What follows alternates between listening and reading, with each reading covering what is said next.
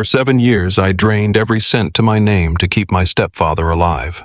I wired him exactly $350,000 to cover experimental leukemia treatments, while his own assets were supposedly frozen in a massive legal battle. I sacrificed my marriage, my home, and my sanity because I made a promise to my dying mother. Then, my 14-year-old nephew called me in the middle of the night whispering that my stepfather never needed a dime of that money. What I found hiding in his bank accounts shattered my entire reality and unleashed a reckoning they never saw coming. My name is David. I am 38 years old, and this is the story of how my blind loyalty cost me everything before I took it all back. The nightmare hit its breaking point on a rainy Tuesday in November. I was sitting at my kitchen table staring at a glowing laptop screen that felt like a death sentence. I work as a regional supply chain manager for a Midwestern logistics firm. It is a job that requires tracking millions of dollars of inventory down to the last cent. I am an expert at finding missing assets and optimizing budgets for massive corporations. But looking at my personal spreadsheet, I realized I could not save myself. My personal finances were a bloodbath. My savings account read $42. I had 3 credit cards maxed out to their absolute limits, totaling $48,000 in high-interest debt. I had taken out a second mortgage on the house I shared with my wife, Chloe, just to keep the minimum payments afloat. Every single red number on that screen was tied to one man, Robert, my stepfather. The phone on the table buzzed violently, vibrating against the wood. The caller ID flashed Robert. My stomach twisted into a heavy knot of dread and guilt. Every time his name appeared on my screen, it meant another crisis, another medical emergency, another plea for survival. I took a deep breath, bracing myself, and answered the call. Robert did not say hello. He started with a wet, ragged cough that sounded like his lungs were giving out. "David," he wheezed, his voice trembling and weak. "I am so sorry to bother you, son. I know you are stretched thin. But the clinic just called. They are halting the next round of targeted chemotherapy. They said my out-of-pocket maximum reset, and they need the copay up front before they will even hook up the IV. I squeezed my eyes shut, pressing the phone hard against my ear. "How much, Robert?" "How much this time? $15,000. He coughed again, a desperate, gasping sound. "They need $15,000 by tomorrow morning, David, or I lose my spot in the trial. The doctor said if we delay the treatment by even a week, the cancer cells will aggressively multiply. I am terrified, David. I do not want to die." The words hit me like a physical punch to the gut. $15,000. I did not have $1,500. I did not even have $150 to spare. "Robert, please," I pleaded, rubbing my forehead. "I am tapped out. The credit cards are declined. The home equity line is completely exhausted. Chloe is already threatening to leave me because we are drowning. I literally have nothing left to give you. Is there any way the hospital can set up a payment plan? Can we call social services? You know they will not do that for this specific trial, David." Robert sounded incredibly frail, his voice cracking with manufactured tears. "I told you last month the probate lawyers are dragging their feet on your mother's estate. The insurance company is still auditing the life insurance policy. Everything is frozen. Trent is dealing with his own massive business losses and cannot spare a dime. You are my only lifeline left. If you cannot do this, I understand. I will just go into hospice. I will just accept it. Your mother would understand. She knew you tried your best." There it was, the ultimate weapon, my mother. 7 years ago, I stood in a sterile hospital room holding my mother's frail hand as she lost her battle with breast cancer. She had married Robert when I was in college. He was a charismatic real estate developer who always wore tailored suits and drove luxury sedans. He treated her like a queen, and for that I respected him. When her health declined, Robert was the one sleeping in the chair next to her bed. He played the role of the devoted, grieving husband perfectly. In her final hours, she pulled me close and made me swear to look after him. She told me Robert was terrible with stress and that he would fall apart without her.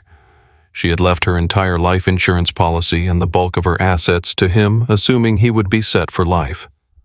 I promised her I would make sure he was safe. I swore it on her life. 2 months after her funeral, Robert called me in tears. He claimed the life insurance payout was locked in a bitter probate dispute due to a clerical error on the beneficiary forms. He claimed his business partners had betrayed him, leaving him strapped for cash. And then he dropped the ultimate bomb. He had been diagnosed with an aggressive form of leukemia. I was grieving. I was vulnerable. I was desperate to honor the last promise I ever made to the woman who raised me. So I opened my wallet. It started with $2,000 here and there for diagnostic tests. Then it escalated to $10,000 for specialized treatments that insurance supposedly refused to cover. Over 7 years, I wired him money every single month. I never asked for receipts. I never demanded medical records. You do not ask a dying man for a receipt when he is crying about his white blood cell count. You just pay. You just sacrifice because that is what family does. But right now, sitting in my dark kitchen, listening to him wheeze into the receiver, I felt completely paralyzed. "Robert, I cannot," I whispered, my voice breaking. "I am facing bankruptcy. I cannot pull 15 grand out of thin air." "David, please." Robert's voice suddenly shifted from weak to intensely desperate. "Do you think I want to beg? Do you think I want to strip away my dignity and ask my stepson for money? I am fighting for my life. Your mother told me you were the strong one. She said David will always find a way. She believed in you. I believe in you. Just get me through this month." The probate judge is supposed to rule in 4 weeks. Once the estate unlocks, I will pay you back every single cent with interest. I swear to you on your mother's grave. Just do not let me die tomorrow. The mention of my mother's grave broke me. It always did. He knew exactly which emotional buttons to press to shut down my logical brain. I was a supply chain manager. My entire career was built on verifying data and demanding proof of delivery. But when it came to Robert, I was completely blind. I was conditioned to comply. "Okay," I said, my voice numb and hollow. "Okay, Robert. I will figure it out. Give me an hour. I will wire the money to your account first thing in the morning." "Thank you, son," he whispered, sounding instantly relieved. His cough miraculously vanished for a brief second before he forced out one last wet hack. "You are saving my life. I will never forget this." The line went dead. I lowered the phone and stared blankly at the wall. The silence in the kitchen was suffocating. I had just promised $15,000 that did not exist. I opened a new tab on my laptop and logged into my employee retirement portal. My 401k was the only asset I had left. I had been contributing to it since I was 22 years old. It was supposed to be the foundation of my future with Chloe. We were supposed to use it to retire comfortably, to travel, to finally have some peace of mind. Taking money out of it early meant paying a massive penalty. It meant destroying the last safety net I possessed. My hands shook as I navigated the withdrawal menus. The screen displayed a bold red warning detailing the severe tax implications and early withdrawal penalties. It felt like I was signing my own financial death warrant. I typed 15,000 into the distribution box. The system calculated the taxes and fees, meaning I had to withdraw nearly 20,000 just to get the 15,000 in cash. I hesitated. My finger hovered over the submit button. A wave of profound exhaustion washed over me. I was 38 years old and I was ruining my life for a man who was not even my blood. But the image of my mother's face flashed in my mind. The promise I made to her echoed in my ears. I could not be the reason Robert died. I could not carry that guilt. I clicked submit. The screen refreshed, confirming the funds would be deposited into my checking account by dawn. It was done. I had officially drained the absolute last drop of my financial blood. I closed the laptop and buried my face in my hands, rubbing my eyes until they ached. I had wired Robert exactly $350,000 over the last 7 years. I kept a running tally in a hidden notebook in my desk drawer. $350,000 of my hard-earned money transferred directly into his primary checking account. I had traded my stability for his survival. I had convinced myself I was doing the right thing, the noble thing. I stood up from the kitchen table feeling physically sick. The stress was eating me alive. I had not slept properly in months. My performance at the logistics firm was slipping. I was missing crucial deadlines because I spent my days fielding calls from debt collectors and my nights worrying about Robert's fictional blood cell counts. I walked to the sink and splashed cold water on my face. The house was dead quiet. Chloe was asleep upstairs. She had no idea what I had just done. She knew I helped Robert, but she did not know the true extent of the damage. I had hidden the second mortgage from her. I had hidden the maxed-out credit cards. I was playing a dangerous game of financial roulette, trying to shield her from the disaster while keeping Robert afloat. But secrets like that do not stay buried. They fester and they rot until they destroy everything they touch. I dried my face with a towel, looking at my reflection in the kitchen window. I looked 10 years older than I was. My eyes were bloodshot, my skin pale. I was a man entirely consumed by a lie I did not even know was a lie yet. I grabbed my phone to send Robert a text confirming the transfer would happen in the morning. As I typed the message, I noticed a notification from my bank. An overdraft warning on our joint checking account. A microscopic detail in the grand scheme of my ruin, but it was the spark that would soon ignite the absolute destruction of my marriage. I did not know it then, but clicking that submit button on my retirement account was the final nail in the coffin. I thought I was buying Robert another month of life. In reality, I was funding his luxury lifestyle while digging my own grave. I was a pawn in a brilliantly orchestrated con driven by the very people who were supposed to be my family. I placed the phone on the counter and turned the kitchen lights off. I walked slowly up the stairs toward the bedroom, dreading the morning. I knew I had crossed a line I could never uncross. I knew Chloe would inevitably find out about the missing retirement funds. The tension in our house had been building like a pressure cooker for months. She resented the constant phone calls from Robert. She hated the way my stepbrother Trent flaunted his wealth while we struggled to pay for groceries. Trent was Robert's biological son. He was a slick, aggressive real estate broker who drove a customized Porsche and lived in a sprawling mansion in a gated community. Whenever Robert had a medical emergency, Trent magically vanished. He was always on a business trip to Dubai or closing a multi-million-dollar deal in Miami. He claimed his assets were entirely tied up in illiquid commercial investments. I bought the excuse because I was too exhausted to fight it. I slipped into bed next to Chloe, trying not to wake her. She shifted in her sleep, turning her back to me. The physical distance between us matched the emotional chasm that had opened up in our marriage. I stared at the dark ceiling, my heart pounding a steady rhythm of pure anxiety. The $15,000 would hit my account at 6 in the morning. I would wire it to Robert by 7, and then I would have absolutely nothing left. No savings, no retirement, no safety net. I was completely empty. A hollow shell of a man trying to hold up a crumbling family dynamic. I closed my eyes, praying for sleep that would not come. I had surrendered my entire life to honor a dead woman's wish. I had let myself become a human ATM for a man who manipulated my grief for his own gain. But the truth was coming. The entire facade was about to crack wide open in the most brutal way possible. And it would all start with a single terrifying confrontation the very next day. The sun had barely risen when I heard her footsteps on the stairs. I was still sitting at the kitchen island holding a cold cup of coffee. The wire transfer to Robert had gone through at exactly 7 in the morning. $15,000 gone. My entire retirement account drained and hit with severe tax penalties.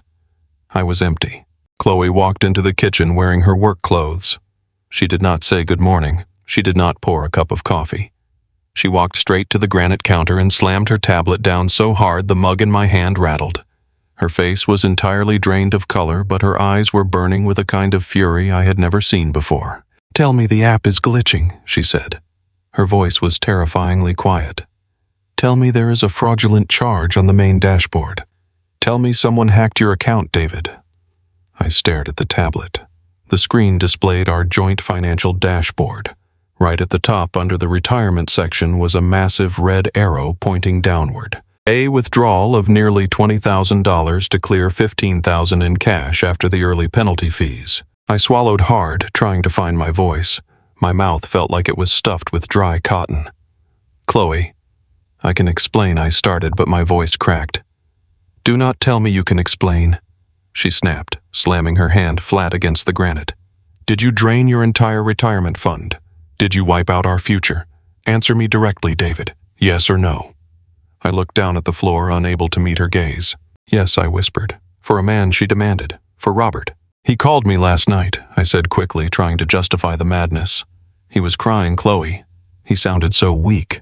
The hospital was going to kick him out of the targeted chemotherapy trial today if he did not pay the out-of-pocket maximum. If he misses this round, the cancer cells will multiply. I had to do it. I promised my mother on her deathbed that I would make sure he was safe. I could not let him die today. I could not carry that guilt. Chloe let out a laugh that had absolutely no humor in it. It was a cold, sharp sound that cut right through the kitchen. Your mother, she said, stepping closer to me. Your mother has been dead for 7 years, David. 7 years. You are destroying your actual living wife to play the hero for a ghost. Chloe, please try to understand, I pleaded, standing up from the stool. It is a loan. He swore to me he would pay it back. The probate judge is ruling on the life insurance next month. The estate will unlock and he will wire the money right back to us. We just need to hold on for 4 more weeks.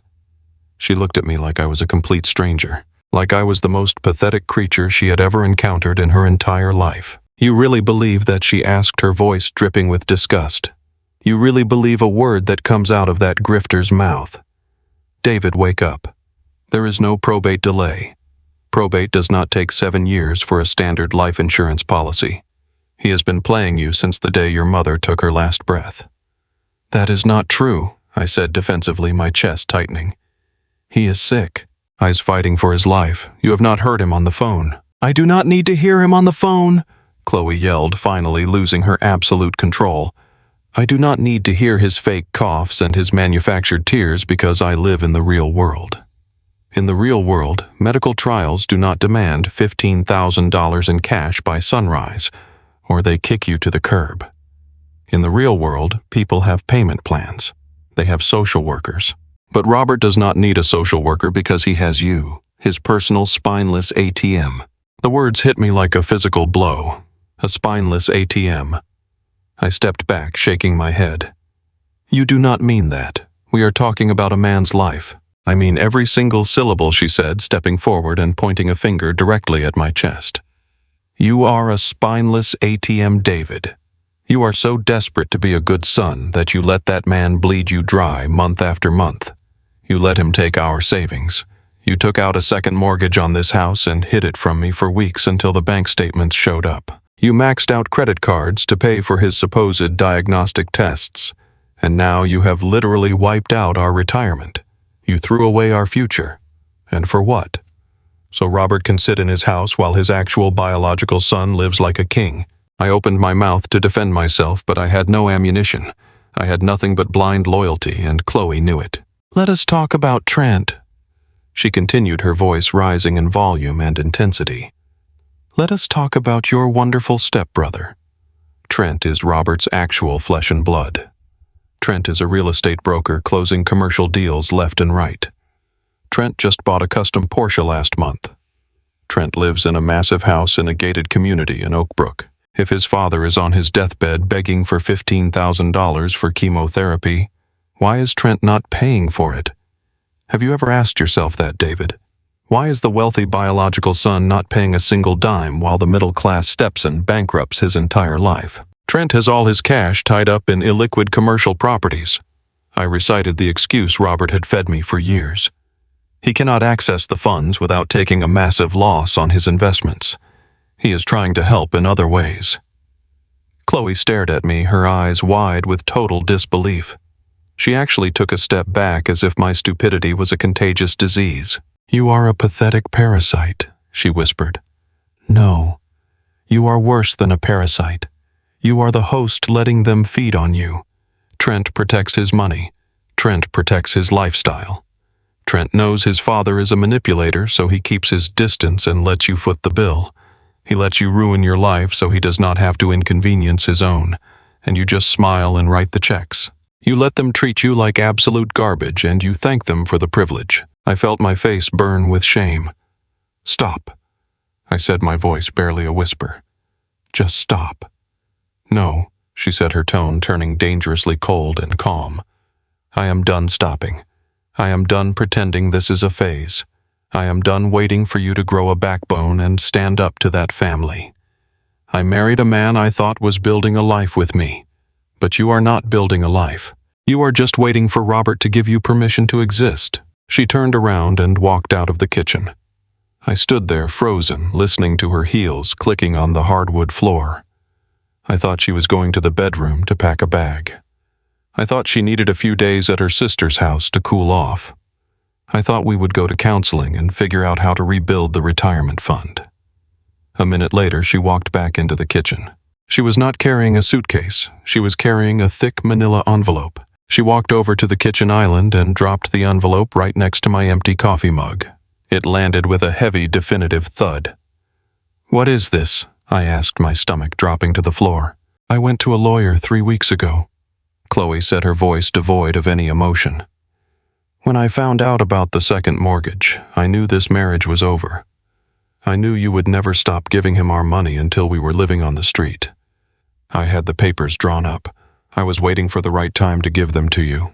I was hoping maybe you would prove me wrong. But draining the retirement account today proved I was right all along." "Divorce papers," I said, staring at the envelope as if it were a bomb. "Chloe, you cannot do this. We can fix this. I will cut him off. I will tell Robert I cannot give him another cent. I promise you." "It is too late, David," she said, looking at me with pure pity. "The money is gone. The trust is completely gone. You lied to me about the mortgage. You hid the credit card debt. You drained the 401k without even a conversation. You chose your stepfather over me. You chose loyalty to a dead woman over your living wife." Tears pricked my eyes. I reached out to grab her hand, but she pulled away quickly, taking a step back to ensure I could not touch her. "Do not," she said sharply. "Just do not. Read the papers, David. I am demanding the immediate forced sale of this house. We have to sell it to pay off the second mortgage you secretly took out. Whatever equity is left will be split according to the settlement, but honestly, the bank is going to take almost all of it. You burned this house down, David. I am just calling the fire department." "Chloe, please," I begged, feeling the tears spill over my cheeks. "I have nothing left. If you leave me, I have absolutely nothing." She looked at me one last time. There was no love left in her eyes. There was no anger anymore either. There was only the cold, hard reality of a woman who had fully detached herself from a sinking ship. "You did this to yourself, David," she said quietly. "You let them convince you that you were responsible for their survival. You let Trent live in a mansion while you pushed us toward bankruptcy. You are a failure because you allowed yourself to be used. I am not going down with you." She turned around and walked to the front door. She grabbed her purse from the entry table and her car keys from the hook. She did not look back. She opened the front door and walked out into the chilly November morning. The heavy wooden door pulled shut behind her, clicking firmly into the frame. The silence that followed was the loudest sound I had ever heard in my entire life. It rang in my ears, pressing against my skull with a crushing weight. I stood alone in the center of the kitchen, surrounded by granite countertops and stainless steel appliances that I could no longer afford. I looked down at the manila envelope on the counter. Divorce. Forced sale of the home. Total financial ruin. I had done exactly what my mother asked me to do.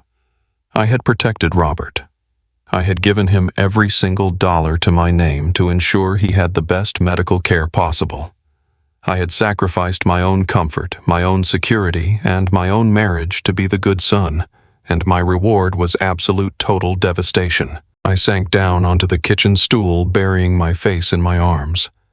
I had no wife. I was about to lose my home. I had $42 in my checking account and a mountain of toxic debt bearing down on me. I had reached the absolute bottom of human existence. I thought the pain could not possibly get any worse. I thought I had paid the ultimate price for my blind loyalty. But I was wrong.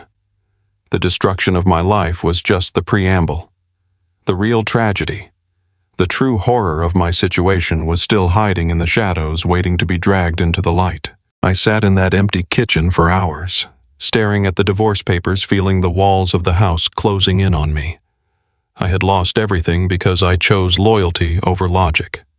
I just did not know yet that the loyalty I had worshipped for 7 years was nothing but a calculated, ruthless lie. The forced sale of our home moved with a ruthless speed that left me breathless. When you are drowning in debt and your wife wants out, the legal system does not give you time to mourn. The house we had spent 8 years turning into a home was listed, shown, and sold in under 40 days. Chloe wanted it done quickly to sever all ties with me, and the bank wanted it done to satisfy the second mortgage I had secretly taken out to fund Robert's supposed medical bills. I sat at the long, polished table in the title company office, staring at the stack of closing documents. Chloe sat directly across from me. She wore a sharp gray suit and kept her eyes locked entirely on the paperwork. She did not look at me once. Not when we signed the deed transfer. Not when the escrow agent explained the final payout. Not even when we stood up to leave. The financial breakdown was a complete massacre. The house sold for a fair market price, but once the primary mortgage was cleared, the secondary mortgage devoured almost everything else.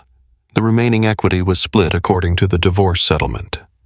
Chloe took her half, which was just enough for her to secure a lease on a nice apartment downtown. My share was entirely swallowed by the aggressive debt collectors. The credit cards I had maxed out for Robert's diagnostic tests and specialist copays had gone into default. The lawyers and the banks took their pound of flesh right there at the closing table. When the ink finally dried and the escrow agent handed me my final settlement check, I stared at the number in absolute disbelief. $2,400. That was the grand total of my net worth. 8 years of paying a mortgage, 8 years of building a life reduced to a single piece of paper that could barely cover a month of rent in a decent neighborhood. I walked out of the office building and into the cold November wind. I watched Chloe get into her car. She did not wave. She did not look back. She just started her engine and drove out of my life forever. I stood on the pavement, shivering in my thin jacket, holding the pitiful check in my hand. I had traded my marriage for my stepfather's survival, and this was my reward. I drove to a residential motel on the industrial edge of the city. It was the only place that did not require a strict credit check or a hefty security deposit. The parking lot was cracked and littered with fast food wrappers. The neon sign above the office buzzed loudly with 2 burned-out letters.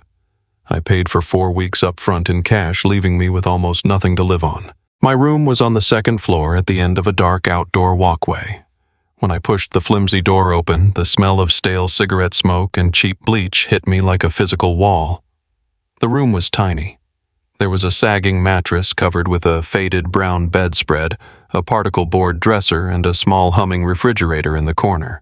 I carried my belongings up the stairs in black plastic garbage bags because I could not even afford proper moving boxes. I sat on the edge of the bed and listened to the sounds of the highway rushing past the thin window. The walls were so thin I could hear the television blaring in the next room.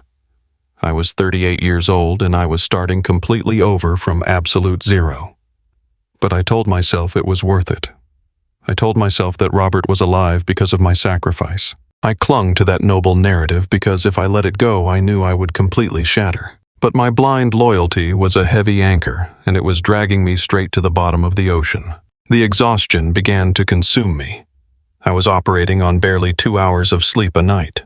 My mind was trapped in an endless loop of financial terror and grief over losing Chloe.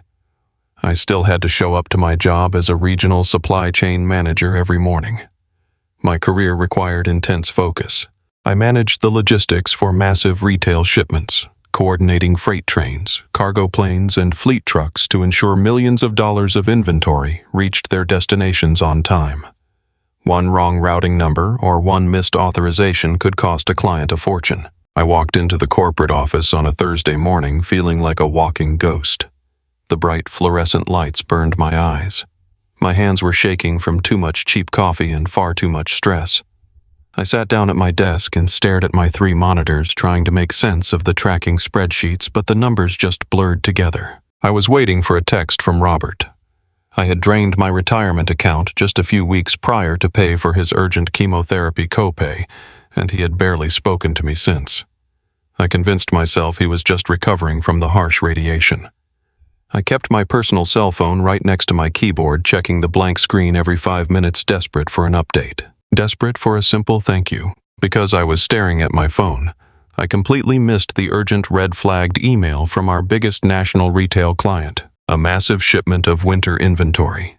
50 cargo containers filled with high-margin electronics and seasonal goods had been flagged at the port for a secondary customs inspection. The protocol required me to immediately submit a series of digital release forms and authorize an emergency holding fee to bypass the delay. It was a standard crisis, but it required a response within a strict 1-hour window. I did not see the email. I did not process the automated alerts pinging on my second monitor. I was too busy staring at the silent text thread with my stepfather, wondering if the money I sacrificed had saved his life. 4 hours later, the client called my boss, Greg Henderson, directly. The window had closed. The 50 containers were locked down by customs and pushed to the back of the inspection queue. The delay meant the inventory would miss the critical holiday distribution deadline. The retail client lost an estimated $3 million in projected sales, and they pulled their entire logistics contract from our firm on the spot. Greg walked out of his glass office and marched straight toward my cubicle. His face was rigid. The entire floor went dead silent. Everyone knew what had just happened. "David, my office right now," Greg said. His voice was terrifyingly calm. I stood up, my legs feeling like lead. I followed him into his office and he shut the door, clicking the blinds closed. He did not sit down. He stood behind his desk, resting his knuckles on the polished wood. "What is going on with you, David?" he asked, his voice tight with controlled anger. "I have watched you deteriorate for the last 6 months. You look like you have not slept since summer. You are taking personal phone calls in the stairwell for hours. You are missing minor deadlines. I covered for you because you have been a loyal employee for 8 years and you told me you were going through a rough divorce. But this is not a minor deadline. You just cost this firm our largest quarterly account." "Greg, I am so sorry," I stammered, gripping the back of the visitor chair to keep my hands from shaking. "I just missed the alert. I have been dealing with a massive family medical emergency. My stepfather is battling leukemia, and I have been handling all his treatments. My head was just somewhere else today. I can call the port authority. I can try to expedite the holding release." Greg shook his head slowly. "It is too late, David. They pulled the contract. The regional vice president is already drafting the loss report." "Please, Greg," I pleaded, feeling a cold sweat break out across the back of my neck. "I need this job. I just lost my house. I lost my wife. I am living in a weekly motel on the interstate. If I lose my salary, I have absolutely no way to survive. Please give me a chance to fix this. I will work unpaid overtime. I will do whatever it takes." Greg looked at me, and the anger in his eyes softened into a deep, uncomfortable pity. That pity hurt worse than his rage. "I cannot protect you from this, David," he said quietly. "Corporate wants someone held accountable for a $3 million failure, and your name is on the routing sheet. You have not been present in this building for months. Your body is here, but your mind is a million miles away. You let your personal crisis bleed into your professional responsibilities, and now the damage is done." He pulled a small corporate severance folder from his drawer and slid it across the desk. "I am letting you go, David," he said, his tone final and absolute. "Human Resources will process your final paycheck by Friday. I need your security badge and your company laptop. I am truly sorry for whatever you are going through in your personal life, but you cannot work here anymore." I stared at the folder. The room seemed to spin. I reached up and unclipped my security badge from my belt loop, placing it on the glass desk. I did not say another word. There was nothing left to say. I walked out of his office and back to my cubicle. I grabbed my keys and my jacket. None of my coworkers made eye contact with me as I walked down the aisle toward the elevator. They all stared at their screens, pretending I did not exist. I rode the elevator down to the lobby in total silence. I walked out into the parking lot and got into my car. I sat behind the steering wheel and gripped the leather until my knuckles turned white. I had been fired. I was unemployed. I had a ruined credit score, a finalized divorce, and a motel room that smelled like decay. I had systematically dismantled my entire existence for Robert. I drove back to the motel operating on pure autopilot. I did not turn the radio on. I just listened to the sound of the tires on the asphalt. When I finally unlocked my motel door and stepped inside, the bleak reality of my situation crushed me. The sun went down and the room grew dark. I did not bother turning on the cheap bedside lamp. I just sat on the edge of the sagging mattress, staring at the wall. The neon sign from the parking lot cast long, flickering orange shadows across the carpet. I pulled my phone out of my pocket. I needed to see exactly where I stood. I opened my banking app and typed in my passcode. The screen loaded, bringing up my primary checking account. Available balance $14.12. $14. That was the mathematical sum of my life. I was a 38-year-old man with a college degree and a decade of corporate experience, and I was $14 away from absolute starvation. I clicked over to my phone and opened my call log. I scrolled down past the missed calls from bill collectors. I scrolled past the final communication from my divorce attorney. I looked for Robert's name. Nothing. I opened my text messages. I scrolled through the history with Robert. The last message was my confirmation from weeks ago, telling him the $15,000 from my drained retirement account had been wired successfully. His last reply was a simple thumbs-up emoji. Nothing else. No phone call to ask how my work was going. No text to see how I was holding up after the forced sale of my house. No message asking if I was okay after giving him the absolute last penny to my name. I had set myself on fire to keep him warm, and he had not even bothered to look at the flames. I thought about my stepbrother Trent. I thought about the photos he posted online of his customized luxury cars and his expensive dinners. Trent lived 20 minutes away from his father. He had millions of dollars in commercial assets, yet Trent was completely silent. Trent was protecting his empire while I lived in a roach-infested motel. A dark, heavy bitterness began to bloom in my chest. It was a cold, quiet anger. The kind of anger that comes when you realize your nobility was actually just profound stupidity.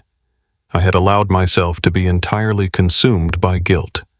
I had let Robert weaponize my mother's memory to extract every resource I possessed. I sat alone in the dark, holding a phone that never rang. I had given everything to a family that did not care if I lived or died. I was utterly isolated, broken, and discarded. I stared at the glowing $14 balance on my screen, letting the truth wash over me. I had lost. They had won. I was ready to surrender to the darkness and accept my fate as a pathetic failure. But I did not know that the truth was rushing toward me. I did not know that my phone was about to ring, and that the voice on the other end of the line was going to hand me the key to their absolute destruction. I just sat there, staring at the screen, waiting for the nightmare to end. The neon sign from the motel parking lot flickered, casting long, jagged orange shadows across the stained carpet of my room. It was 2 a.m, the kind of deep, suffocating hour where the rest of the world is asleep and you are left entirely alone with the wreckage of your own life. I was lying on top of the faded brown bedspread, fully clothed, staring at the ceiling. I had not moved in hours. My phone rested on my chest, a small rectangular brick holding the digital proof of my absolute ruin. $14. That was my entire net worth. I was 38 years old and I had followed all the rules. I had worked hard. I had been a loyal husband to Chloe. I had honored the dying wish of my mother by sacrificing everything to keep my stepfather Robert alive. And my reward was a dark motel room, no job, a finalized divorce, and a crushing mountain of toxic debt. I closed my eyes, feeling a tear slip down my temple into my hairline. I was completely broken. I had accepted that I was a failure, just like Chloe said. I had accepted that my life was over. Then the phone on my chest began to vibrate. The sudden buzzing in the dead silence of the room made my heart leap into my throat. I fumbled for the device, my hands shaking in the dim light. I assumed it was a late-night automated alert from a bank, or maybe a final cruel message from Chloe. But when I turned the screen toward my face, the name flashing in bright white letters made my breath catch. Leo. Leo was my 14-year-old nephew. He was the only biological son of my stepbrother Trent. Leo was a quiet, observant kid who always seemed entirely out of place in Trent's massive, gaudy mansion. While Trent cared about customized sports cars and showing off his wealth at the country club, Leo preferred reading in his room or playing video games. I had always tried to be a good uncle to him, sending him birthday gifts and talking to him at the rare family gatherings I was invited to. But I had not spoken to Leo in months, and a 14-year-old boy does not call his uncle at 2 a.m. on a Thursday unless something is terribly wrong. I swiped the screen and brought the phone to my ear. "Leo," I asked, my voice hoarse and raspy from crying earlier. "Are you okay? What is going on?" For a few seconds there was no answer. I could hear the faint sound of heavy bass thumping in the background like music playing through a thick wall. Then I heard the sound of someone breathing very quickly in short, terrified gasps. Uncle David came a tiny, trembling whisper. It was Leo. His voice was so low I had to press the speaker hard against my ear to hear him. "Leo, I am here," I said, sitting up on the edge of the mattress, my paternal instincts instantly cutting through my depression. "What is wrong? Are you hurt? Where are you?" "I am in the closet in my bedroom," Leo whispered, his voice shaking with a mixture of fear and profound guilt. I hid under a pile of clothes. "I had to call you. I could not sleep. I heard what they said and I feel so sick to my stomach. I am so sorry, Uncle David. I am so sorry." My brow furrowed in deep confusion. The panic in his voice was raw and real. "Sorry for what, Leo?" "Take a deep breath. Who is down there? Is your dad having a party?" "Yes," Leo whispered. "My dad is having a party, but it is not just his friends. Grandpa Bob is here." I froze. The words did not make any sense. My brain struggled to process the sentence. Grandpa Bob. Robert. "Leo, you must be mistaken," I said, my voice soft but firm. "Your grandfather is not at a party. He is very sick. He called me this morning. He was having a terrible reaction to his treatments. He is supposed to be resting at home waiting for his chemotherapy appointment at the clinic. He can barely walk, Leo." A heavy silence hung on the line. The thumping bass of the music in the background seemed to grow a little louder. "Uncle David," Leo whispered, and this time his voice cracked with a sob. "Grandpa is not sick." The air in the motel room suddenly felt freezing cold. The hairs on the back of my neck stood up. "What are you talking about?" I asked, my heart beginning to hammer against my ribs. "I is not sick," Leo repeated, his whisper growing more urgent, more desperate to make me understand. "He does not have leukemia. He never had leukemia. I am looking through the crack in the door right now. He is standing in the kitchen holding a glass of scotch. He is smoking a cigar with my dad. They are laughing, Uncle David. They are laughing about you." I stopped breathing. The $14 in my bank account, the second mortgage, the $15,000 I had literally drained from my retirement fund yesterday morning to save his life. The wet, ragged cough Robert had used on the phone to beg for his survival. "Leo," I said, my voice dropping to a dangerous, trembling octave. "Tell me exactly what you heard." "I was coming downstairs to get a glass of water," Leo whispered, his breath hitching. My dad and Grandpa were standing by the kitchen island. Grandpa was holding his phone and showing my dad a screen. Grandpa said the Bank of David is still open for business. He said you wired $15,000 this morning. My dad started laughing really hard. He gave Grandpa a high five. "My dad called you a pathetic worker ant." My stomach violently turned. I felt a wave of physical nausea rush over me so intensely I thought I was going to throw up right there on the motel carpet. I gripped the edge of the mattress, my knuckles turning bone white. "What else, Leo?" I demanded. "Every word. Tell me every single word." "Grandpa said he almost could not keep a straight face on the phone today." Leo continued, crying softly now. "He said he had to pretend to cough so you would not hear him laughing." Then my dad poured him another drink. "My dad said the new boat is going to look amazing docked at the lake house. Grandpa said the $15,000 you sent today covers the final cash upgrade for the leather seats. Uncle David, Grandpa just bought a $150,000 boat. He is perfectly healthy. He goes golfing every Tuesday." The silence that followed was absolute. I did not speak. I did not move. I did not even blink. For 7 years, I had lived in a perpetual state of financial and emotional terror. I had paced the floors of my house praying for Robert's blood test results. I had fought with my wife defending a man I thought was wasting away in a hospital bed. I had worked overtime, picked up weekend shifts, and destroyed my credit score because I believed with every fiber of my being that I was keeping a dying man alive. I had honored my dead mother's last wish with a blind, pure loyalty that had cost me my entire existence. And it was all a performance. A perfectly executed, ruthless, sociopathic con. Robert did not have cancer. There were no experimental treatments.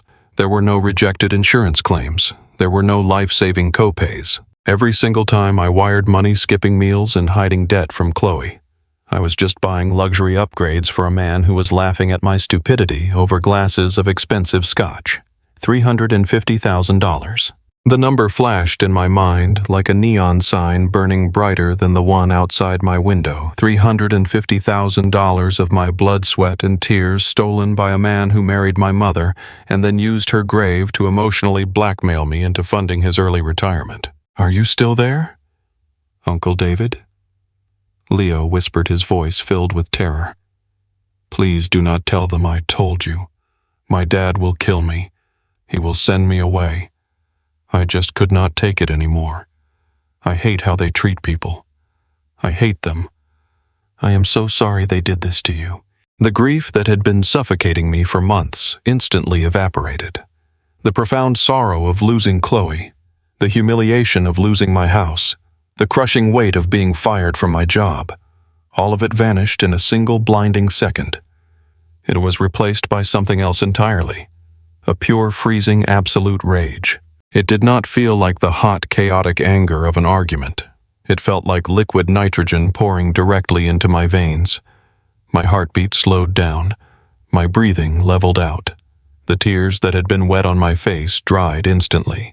I stood up from the sagging motel bed and I felt taller than I had in a decade. "Leo," I said, my voice entirely unrecognizable to my own ears. It was calm, smooth, and lethally quiet. "Do not cry. You have absolutely nothing to be sorry for. You are a good man, Leo. You are a brave young man for calling me, and you did the right thing." "What are you going to do?" he asked, sniffing quietly. "I am going to fix this," I replied. "But I need you to do exactly what I say. Do you understand me?" "Yes, Uncle David. I want you to hang up this phone. I want you to delete this call from your history. I want you to go back to your bed and go to sleep. Tomorrow morning, I want you to look your father and your grandfather in the eye and pretend you do not know a thing. You smile, you eat your breakfast, and you stay completely out of the way. I will protect you, Leo. I give you my absolute word. They will never know this came from you. Can you do that for me?" "I can do it," he whispered, sounding a fraction braver. "Good boy," I said. "Thank you, Leo. You just gave me my life back." I ended the call.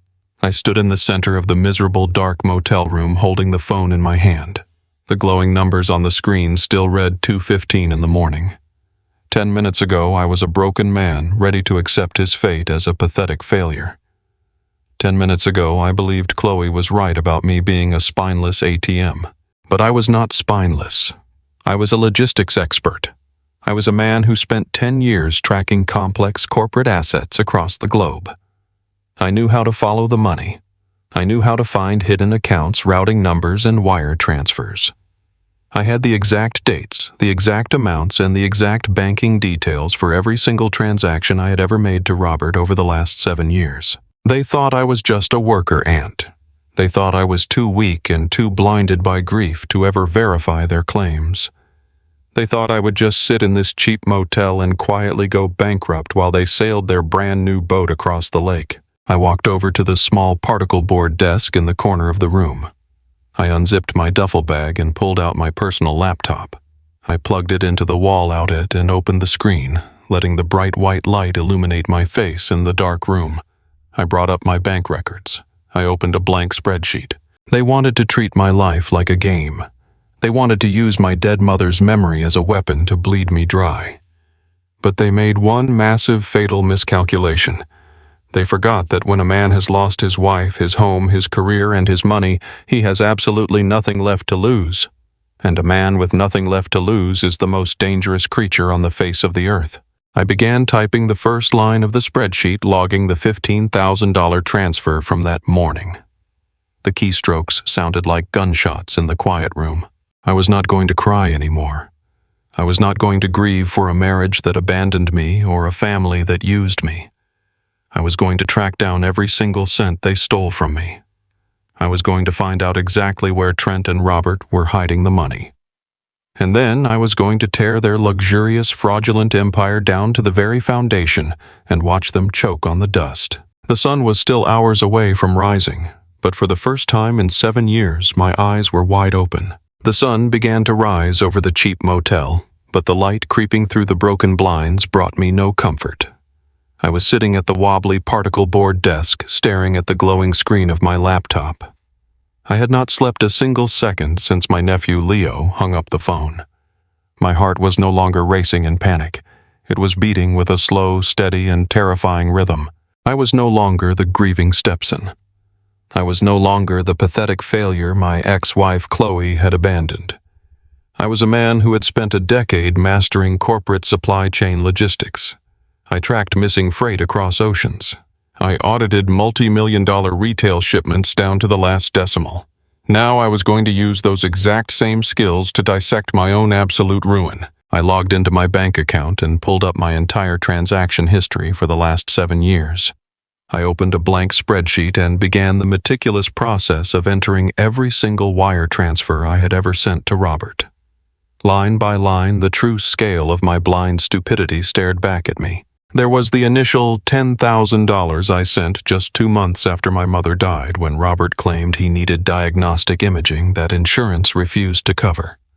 There was the $5,000 I wired the week of my wedding to Chloe Money. We had earmarked for our honeymoon but sacrificed so Robert could supposedly afford his anti-nausea medications. There was the $2,000 a month, the $3,000 a month, the emergency cash advances that maxed out my credit cards. I typed every date, every amount, and every confirmation number. $350,000. It took me 3 grueling hours to compile the list. As I worked, my eyes burned and my hands cramped, but I refused to stop. I noticed a pattern hidden in the routing details. For the first 2 years, the money went directly into a standard checking account under Robert's name. But right around the 3rd year, the receiving account number changed.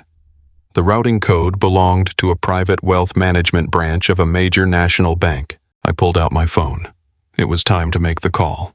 I knew Robert's social security number, his date of birth, his mother's maiden name, and his previous addresses.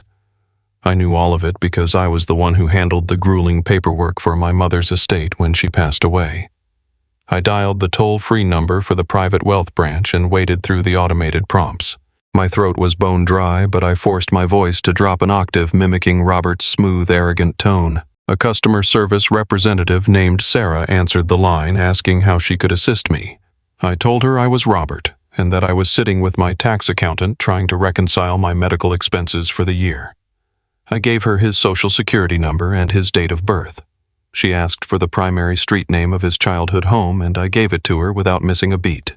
I passed the security check flawlessly. I told Sarah my accountant needed to verify the exact destination names for the incoming wire transfers from my stepson David. I read off the confirmation numbers from my spreadsheet. I started with a massive $12,000 wire I had sent just 8 months ago. That was the day Chloe first found out about the secret second mortgage. That was the day my marriage truly began to die. Sarah typed on her keyboard. The sound echoed in my ear. She said that $12,000 transfer was routed directly into the primary operating account for Apex Horizon Holdings. I stopped breathing. Apex Horizon Holdings.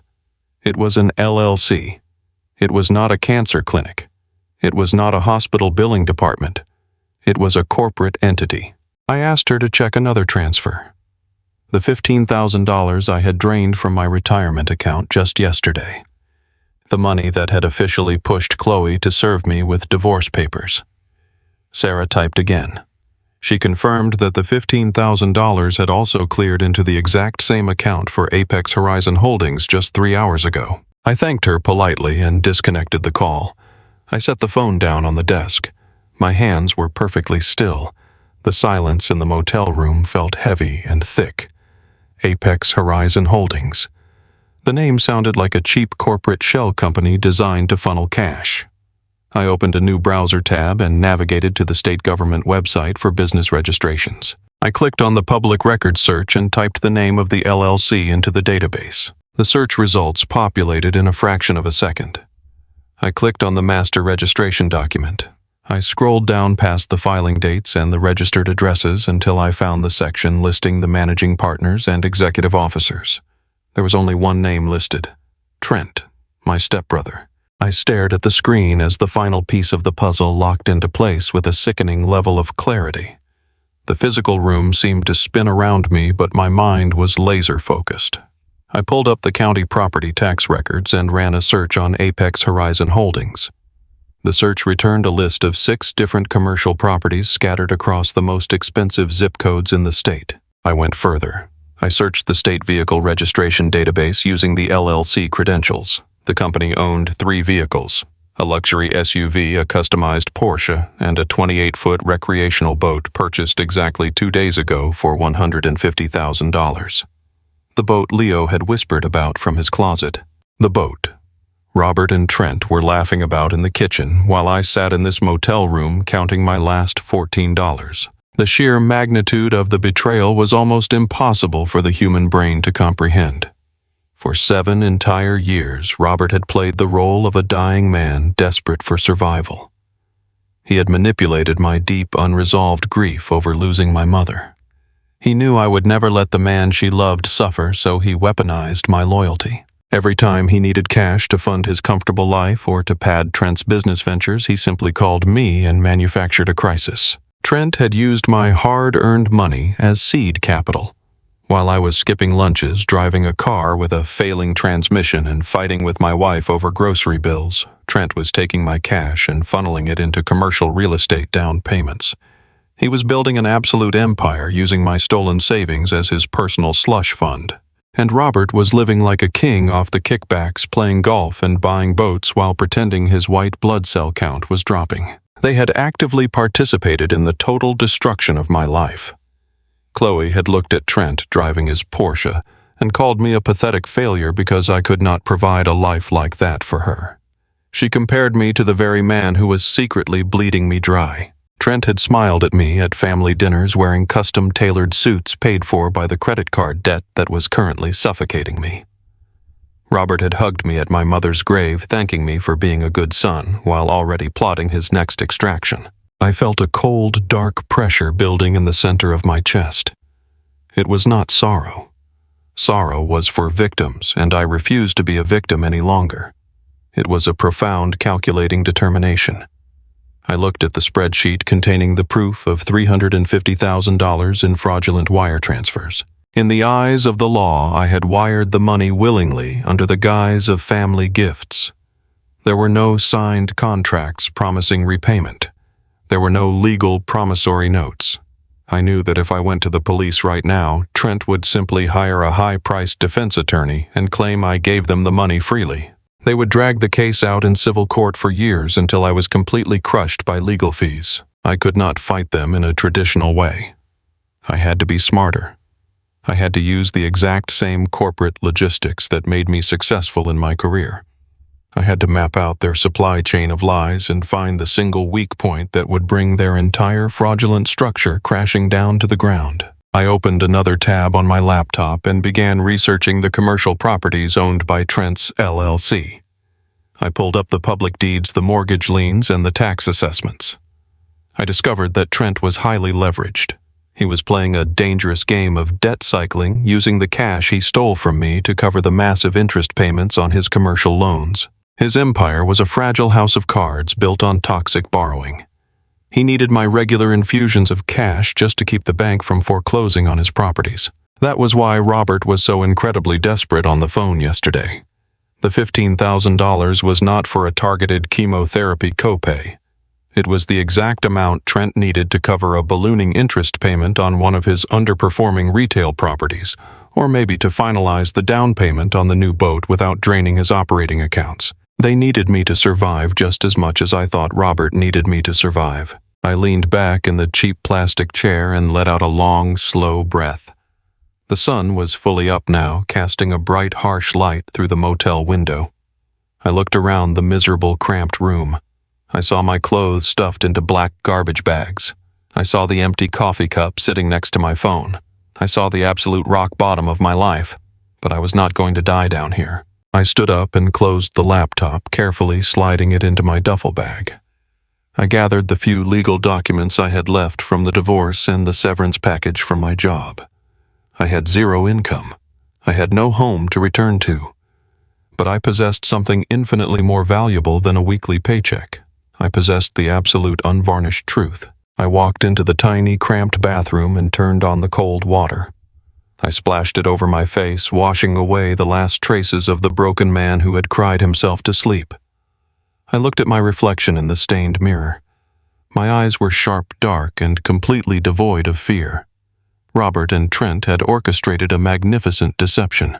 They had successfully convinced a grieving son to bankroll their luxury lifestyle. They had stolen my past and they had stolen my present, but they were not going to steal my future. I grabbed my car keys and walked out of the motel room, locking the door behind me. I marched down the concrete walkway and descended the metal stairs to the parking lot. The air was crisp and cold, filling my lungs with a sharp, biting clarity. I got into my car and started the engine, listening to the familiar rattle of the failing transmission. I was going to drive straight to the country club where I knew Trent and Robert ate lunch every single Thursday. I was going to look them directly in the eye and let them know that the Bank of David was permanently closed. I knew they would laugh at me. I knew they would mock my poverty and humiliate me in front of their wealthy friends. I was counting on it. I needed them to feel completely invincible. I needed them to believe I was entirely powerless, because pride is the ultimate poison.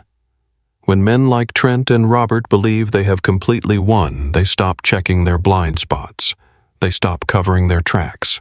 They let their arrogance blind them to the danger standing right in front of their faces. I pulled out of the motel parking lot and merged onto the highway, heading toward the affluent suburbs. I was driving toward a confrontation that would set the stage for their total annihilation. I was ready to face the men who had murdered my future. And as I gripped the steering wheel, I made a silent vow to the memory of my mother. I would not rest until every single dollar was returned and their fraudulent empire was burned entirely to ash. As I navigated the morning traffic, my mind operated like a supercomputer processing a complex manifest. I categorized every piece of data I had just uncovered. $350,000, 84 separate wire transactions, 7 years of fabricated medical emergencies. The sheer audacity of their plan was almost impressive in its absolute cruelty. They had calculated my emotional breaking point with surgical precision. They knew exactly how much pressure to apply to get me to max out a credit card, and exactly when to back off to let me recover enough to secure another loan. They had treated me like a renewable resource. I thought about the conversation I had with Chloe in the kitchen just yesterday. I thought about the sheer disgust in her voice when she called me a parasite. She was wrong about me, but she was entirely right about them. I wondered for a brief second if I should call her and show her the spreadsheet. If I proved to her that I was the victim of a sophisticated fraud, maybe she would tear up the divorce papers. Maybe she would see that I had acted out of love, not weakness. But I dismissed the thought as quickly as it arrived. Chloe had not stayed to fight with me. She had looked at my lowest moment and bolted for the door. She loved the idea of stability more than she loved me. I did not need her validation anymore. I did not need anyone to save me. I was going to save myself. The highway signs indicated I was approaching the exit for Oakbrook. The landscape shifted from industrial warehouses to sprawling manicured lawns and towering oak trees. This was the world my money had built. I drove past gated neighborhoods where houses sat on multi-acre lots. I drove past high-end boutiques and luxury car dealerships. This was the environment Trent and Robert inhabited while I bought discount groceries and stressed over utility bills. I turned onto the long, winding driveway of the exclusive country club. The parking lot was filled with imported sedans and sleek sports cars. I pulled my rusted, dented Ford into a spot next to a pristine black Mercedes. I turned the engine off and sat in the quiet cabin for a long moment, collecting my thoughts. My hands were no longer shaking. My heart was completely steady. I was a man executing a flawless logistical operation. I reached into the glove compartment and pulled out a small digital voice recorder. I used to take notes during long inventory audits. I checked the battery, pressed the record button, and slipped it into the inside pocket of my jacket. I did not know exactly what they were going to say to me, but I wanted every single arrogant word preserved on tape. It was not enough for criminal charges yet, but in the world of logistics, documentation is the foundation of total victory. I stepped out of the car and walked toward the grand entrance of the clubhouse.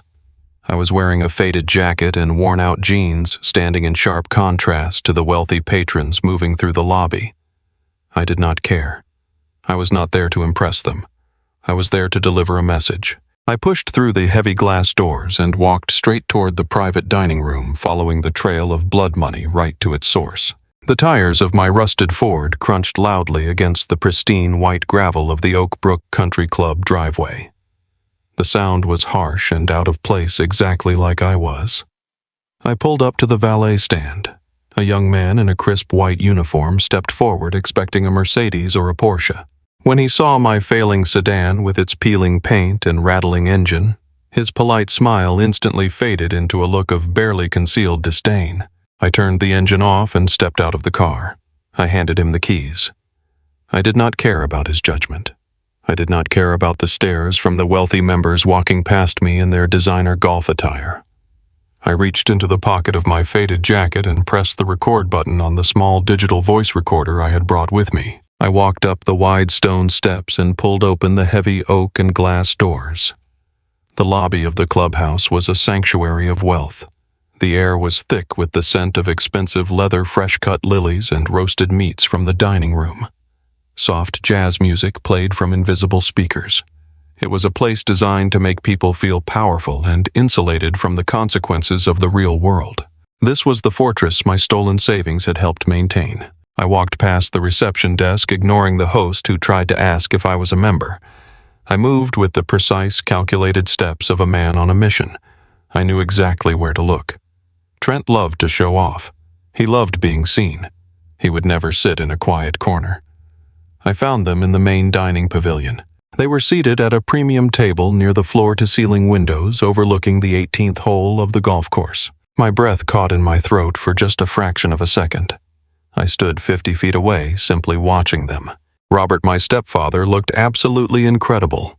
He was wearing a tailored navy blazer and a crisp white shirt open at the collar. His skin was deeply tanned. He had lost none of his hair. He looked vibrant, healthy, and completely relaxed. He was holding a crystal glass of amber scotch, laughing at something Trent had just said. There was no ragged cough. There was no pale, sickly complexion. I was the picture of perfect health. Sitting across from him was Trent. My stepbrother was dressed in a sleek gray suit that probably cost more than my first car. He was leaning back in his leather chair, radiating pure arrogance. He was gesturing wildly with his hands, telling a story while a waiter placed a massive plate of prime rib in front of him. I thought about my empty checking account. I thought about the $14 to my name. I thought about the divorce papers sitting on my kitchen counter and the cramped, foul-smelling motel room I had slept in. I walked forward. My boots made a heavy, solid sound against the polished hardwood floor.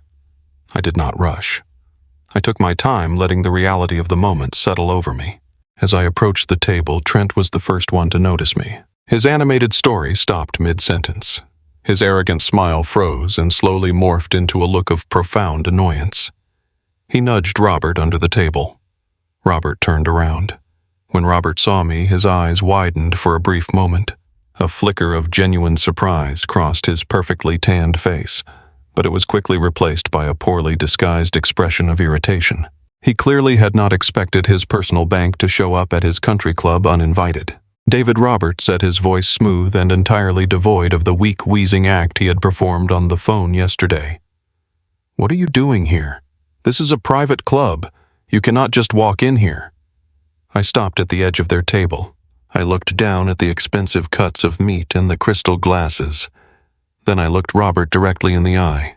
"I came to see how the targeted chemotherapy was working out," I said. My voice was perfectly flat, perfectly calm. I wanted to make sure the $15,000 I wired you yesterday morning secured your spot in the medical trial.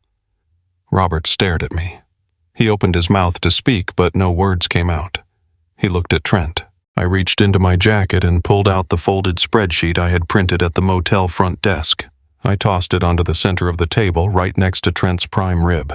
It landed with a soft smack. I called your private wealth management branch this morning. I continued my tone, remaining lethally quiet. I spoke to a very helpful representative named Sarah. I verified the routing numbers for the wire transfers. All of them. The $12,000 from 8 months ago.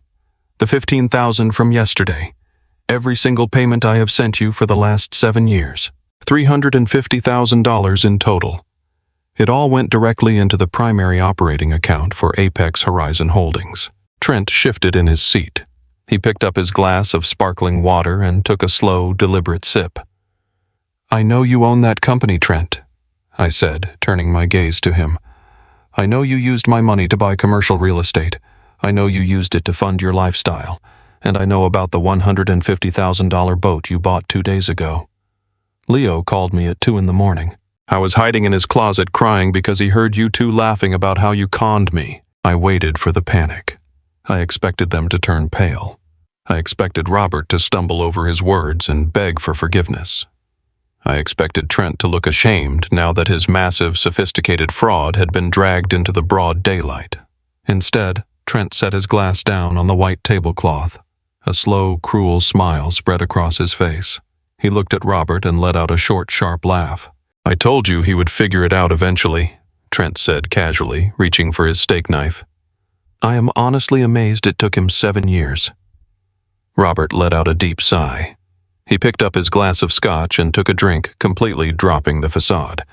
He did not look guilty. He just looked deeply inconvenienced. David, please do not cause a scene in front of my friends, Robert said casually, waving a dismissive hand. You are acting incredibly dramatic. We can talk about this later in private. We are talking about it right now, I said, stepping closer to the table until my shadow fell over them. You stole $350,000 from me. You manufactured fake medical emergencies. You weaponized my grief over my dead mother to drain my retirement account. You orchestrated a massive wire fraud scheme, and I want every single penny returned to my account by the end of the week. Trent actually laughed out loud. It was a loud, booming laugh that caused a few heads at the neighboring tables to turn in our direction.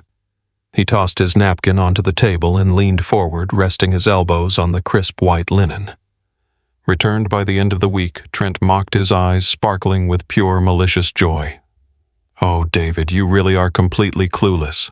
You truly do not understand how the real world works, do you? This is criminal fraud, Trent, I shot back, keeping my voice steady despite the adrenaline surging through my veins. You committed elder abuse by proxy. You lied to extract funds. I will go to the police. I will go to the federal authorities. Go ahead. Trent smiled, gesturing toward the exit. Call the police right now. Call the FBI. Do you know what they are going to tell you, David? They are going to tell you this is a civil matter.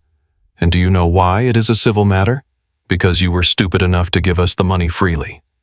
My chest tightened. Trent picked up the spreadsheet I had thrown on the table and casually flipped through the pages. Look at these transactions, Trent said, tapping his finger on the paper. Every single one of these wires came from your personal bank account into an account my father controlled. You never asked for a promissory note. You never drafted a legal loan agreement. You never asked for a single medical receipt. Furthermore, to avoid triggering massive audit flags, you wrote the word gift on the memo line of almost every single major transfer. Trent leaned closer, his voice dropping to a vicious whisper. You gifted us that money, David. The law sees it as a voluntary family contribution. There is no fraud. There is no theft. My father asked you for money and you gladly opened your wallet like a good little boy. What I do with the money my father receives is absolutely none of your business. That cash is completely gone. It is locked up in commercial equity and limited liability corporations that you cannot touch. You cannot sue us because you have no legal standing and you have absolutely no money left to hire a lawyer anyway. The sheer arrogance of his words hit me like a physical strike. He was right. Legally, I had blindly handed over the money. I had trusted them completely, and they had structured their con to ensure I had absolutely zero legal recourse. They had intentionally insulated themselves behind layers of corporate protection. I looked at Robert, the man who had slept in the hospital chair next to my dying mother. The man I had bankrolled at the cost of my own marriage. "How could you do this?" I asked, my voice trembling with a mixture of rage and profound betrayal. "She loved you, Robert. She asked me to take care of you. How could you look me in the eye at her funeral and then spend the next 7 years destroying my life?" Robert did not flinch. He did not look away. He set his scotch glass down and looked up at me with eyes so incredibly cold and empty they barely looked human. "Your mother was a wonderful woman," David Roberts said smoothly, adjusting the cuffs of his expensive blazer. "But she was very realistic about who you were." "What does that mean?" I demanded, my fists clenching at my sides. "It means she knew you were inherently weak," Robert said, his voice dripping with condescension. "She knew Trent was a builder. Trent has vision. Trent has the ambition to create a legacy and build an empire. You, on the other hand, are just a manager. You are a man who takes orders and moves boxes. You lack the killer instinct required to achieve real wealth. Your mother knew you were too weak to build an empire. You are just a worker, Aunt David. We just put you to work." The words sliced through my chest, tearing into the deepest parts of my soul. He was not just mocking me. He was weaponizing my mother's memory one final time, twisting her love into an insult to justify his own parasitic greed.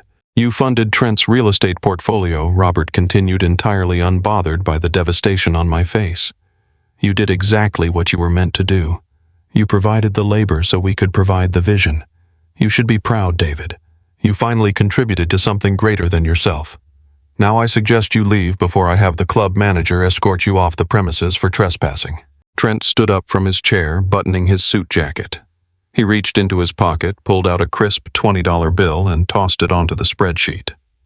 "Go buy yourself a decent lunch," David Trent said, smiling down at me. "Or put some gas in that garbage car of yours. We are done here. The bank is closed." Trent turned and walked toward the exit of the dining room. Robert stood up slowly, taking one last sip of his scotch. He did not even look at me again. He simply followed his son, leaving me standing alone next to the table. The wealthy patrons around me were whispering, casting judgmental glances in my direction. I stood there looking at the $20 bill resting on top of the spreadsheet that documented my absolute ruin. They had humiliated me. They had admitted to their crimes with complete impunity, knowing I was entirely powerless to stop them. They had taken my money, my marriage, my home, and my dignity, and they had walked away laughing. I reached into my jacket pocket and pressed the button on the digital recorder, saving the audio file. My heart was completely frozen. Robert thought I was a worker ant. I thought I was just a supply chain manager who only knew how to move boxes. But he forgot one crucial detail. A logistics expert knows exactly how to dismantle a supply chain. I was not going to fight them in a courtroom, and I was not going to beg for my money back. I was going to find the weakest link in their fraudulent empire, and I was going to tear the entire structure down to the ground. I picked up the $20 bill and walked out of the country club. The humiliation was over. The destruction was about to begin. The drive back to the residential motel was a blur of gray concrete and brake lights. My hands gripped the steering wheel of my failing sedan so hard my knuckles ached, but I could not feel the physical pain. All I could feel was the hollow, echoing void where my entire future used to be. I had walked into that country club expecting to corner them. I had fully expected to see absolute terror in Robert's eyes when I laid out the spreadsheet proving his massive wire fraud. I expected my stepbrother Trent to sweat and beg for mercy. Instead, they had laughed right in my face. They had looked at my absolute financial ruin and treated it like a passing joke over a plate of expensive prime rib. Robert, the man who had weaponized my grief over my dead mother, had sat there sipping top-shelf scotch and called me a worker ant. He had looked at the man who drained his retirement to save his life and boldly claimed my own mother knew I was too weak to build an empire. The worst part was that Trent was legally right. He had smugly pointed out that I wired those funds voluntarily. I had used my own bank accounts. I had written the word gift on the memo lines to avoid tax audits because Robert had specifically told me to do so. I had handed over $350,000 without a single contract or promissory note. I had no legal standing. I could not call the police. I could not hire a lawyer because I had exactly $14 to my name. They had orchestrated a flawless deception and they had left me with absolutely nothing. I parked my car in the cracked lot of the motel. The neon sign buzzed overhead, casting that same sickly orange light across the pavement. I walked up the metal stairs to the second floor, my legs feeling like they were made of solid lead. I unlocked the flimsy door and stepped inside the cramped space. The room smelled heavily of cheap bleach and stale despair. It was the physical manifestation of my entire existence. I locked the deadbolt and leaned my back against the door, slowly sliding down until I hit the stained carpet. I pulled my knees to my chest and stared at the dark wall. They had won. They had flawlessly stolen my life savings, my marriage, my home, and my career, and they had left me to rot in this miserable box. I sat on the floor for a long time, letting the heavy silence of the motel room press down on my shoulders. I looked around at the meager possessions I had managed to salvage from the wreckage of my life. Black trash bags filled with wrinkled clothes were shoved into the corner. A cheap plastic toothbrush rested on the edge of the cracked bathroom sink.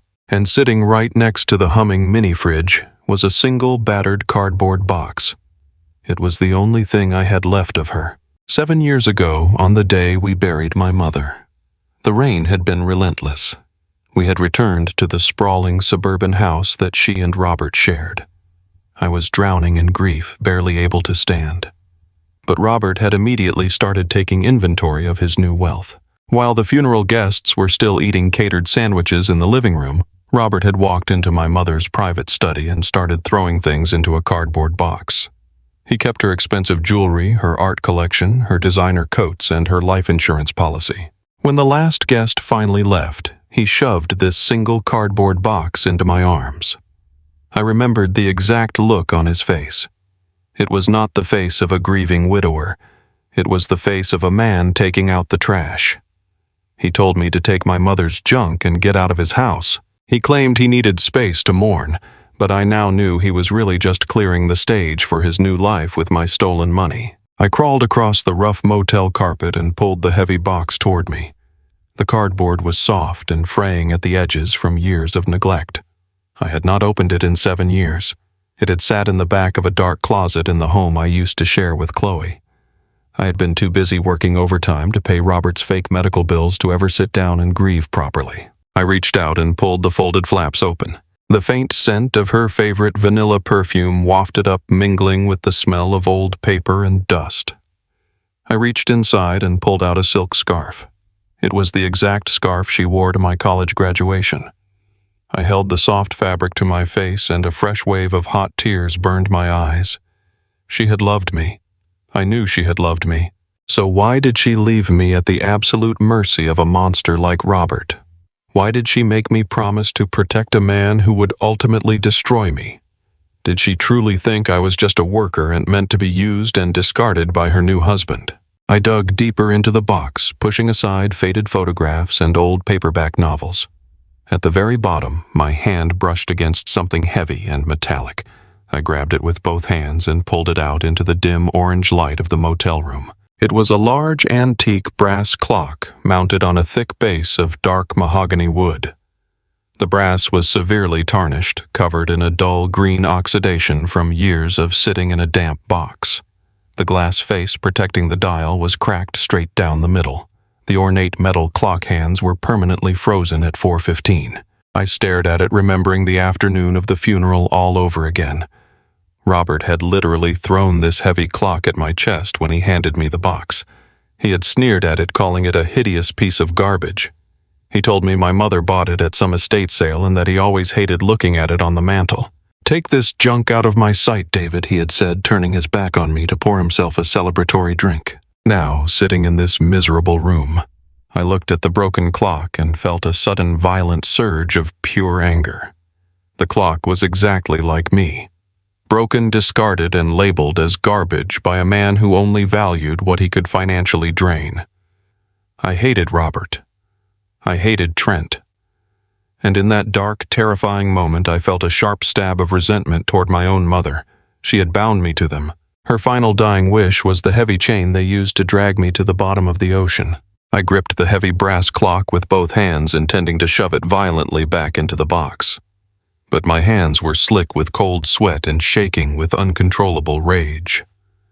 The memory of Trent laughing at the country club flashed vividly in my mind.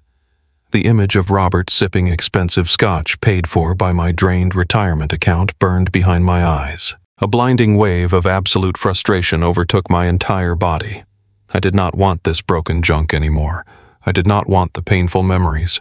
I wanted my savings back. I wanted my house back. I wanted my life back. I stood up, clutching the antique clock. I raised it high above my waist, ready to hurl it directly into the cheap plastic trash can by the desk. I wanted to smash it into pieces. I wanted to break the absolute last physical tie I had to the family that had ruined my existence. But as I hoisted the heavy wood and brass antique, my sweaty grip slipped. The clock fell from my hands. It plummeted toward the floor and struck the hard concrete beneath the thin motel carpet with a deafening crack. The impact was incredibly violent. The tarnished brass casing bent inward, twisting out of shape, and the thick mahogany wood base split cleanly down the center. Sharp pieces of splintered wood shot across the floor, hitting the baseboards. I dropped to my knees, instantly regretting my outburst of anger. I reached out to gather the broken pieces of wood, my fingers brushing against the cracked mahogany. But as I pulled the two heavy halves of the wooden base apart, my breath completely stopped. The base of the antique clock was not solid wood. It had been intentionally hollowed out. Carved perfectly into the center of the heavy mahogany was a hidden rectangular compartment. My heart began to hammer against my ribs so hard I could actually hear the blood rushing in my ears. I reached my shaking fingers into the hollowed-out space. My knuckles brushed against soft fabric. It was a small, black velvet pouch. I pulled the pouch out into the dim light. It was surprisingly heavy. I loosened the tight drawstrings and turned the pouch upside down over my open palm. A long, thick brass key slid out, falling into my hand with a metallic clink. It was an old-fashioned safety deposit box key stamped with a unique serial number and the faded logo of a major downtown bank. I stared at the key, completely paralyzed by confusion. I looked back at the splintered wooden base resting on the carpet. Tucked beneath where the velvet pouch had been resting was a folded piece of thick stationery paper. My hands trembled violently as I reached into the compartment and pulled the paper out. I unfolded it, smoothing the deep creases against my knee. The black ink was slightly faded, but the handwriting was absolutely unmistakable. It was the elegant, flowing script I had seen on 1,000 birthday cards growing up. It was a letter from my mother. I checked the date written neatly in the top right corner of the page. It was dated exactly 1 week before she died. 1 week before she made me swear to protect Robert. The air in the room seemed to vanish. I was kneeling on the stained floor of a cheap residential motel surrounded by trash bags and broken wood, holding a hidden bank key and a secret message from the grave. The entire narrative Robert had fed me for my adult life was sitting in my hands, and I knew before I even read the first line that everything was about to change. My hands were trembling so violently I could barely hold the thick stationery paper. I sat on the stained carpet of my cheap residential motel room, surrounded by the splintered wood of the antique clock. The air in the room was entirely still, but inside my chest a massive storm was breaking open. I looked at the handwritten letter from my mother. The ink was slightly faded, but the graceful, sweeping letters were unmistakable. It was dated exactly 1 week before she lost her battle with cancer. I took a deep breath, pulling the paper closer to the dim orange light filtering through the window blinds. I began to read the words that would completely rewrite my entire existence. My dearest David, the letter began. If you are reading this right now, it means Robert has finally shown you his true face. It means the illusion has broken and you have suffered. For that I am profoundly sorry, my brave boy. I know you believed you were honoring my memory by taking care of him. I know I asked you to watch over him in my final hours, but you misunderstood my intentions because I could not tell you the truth out loud.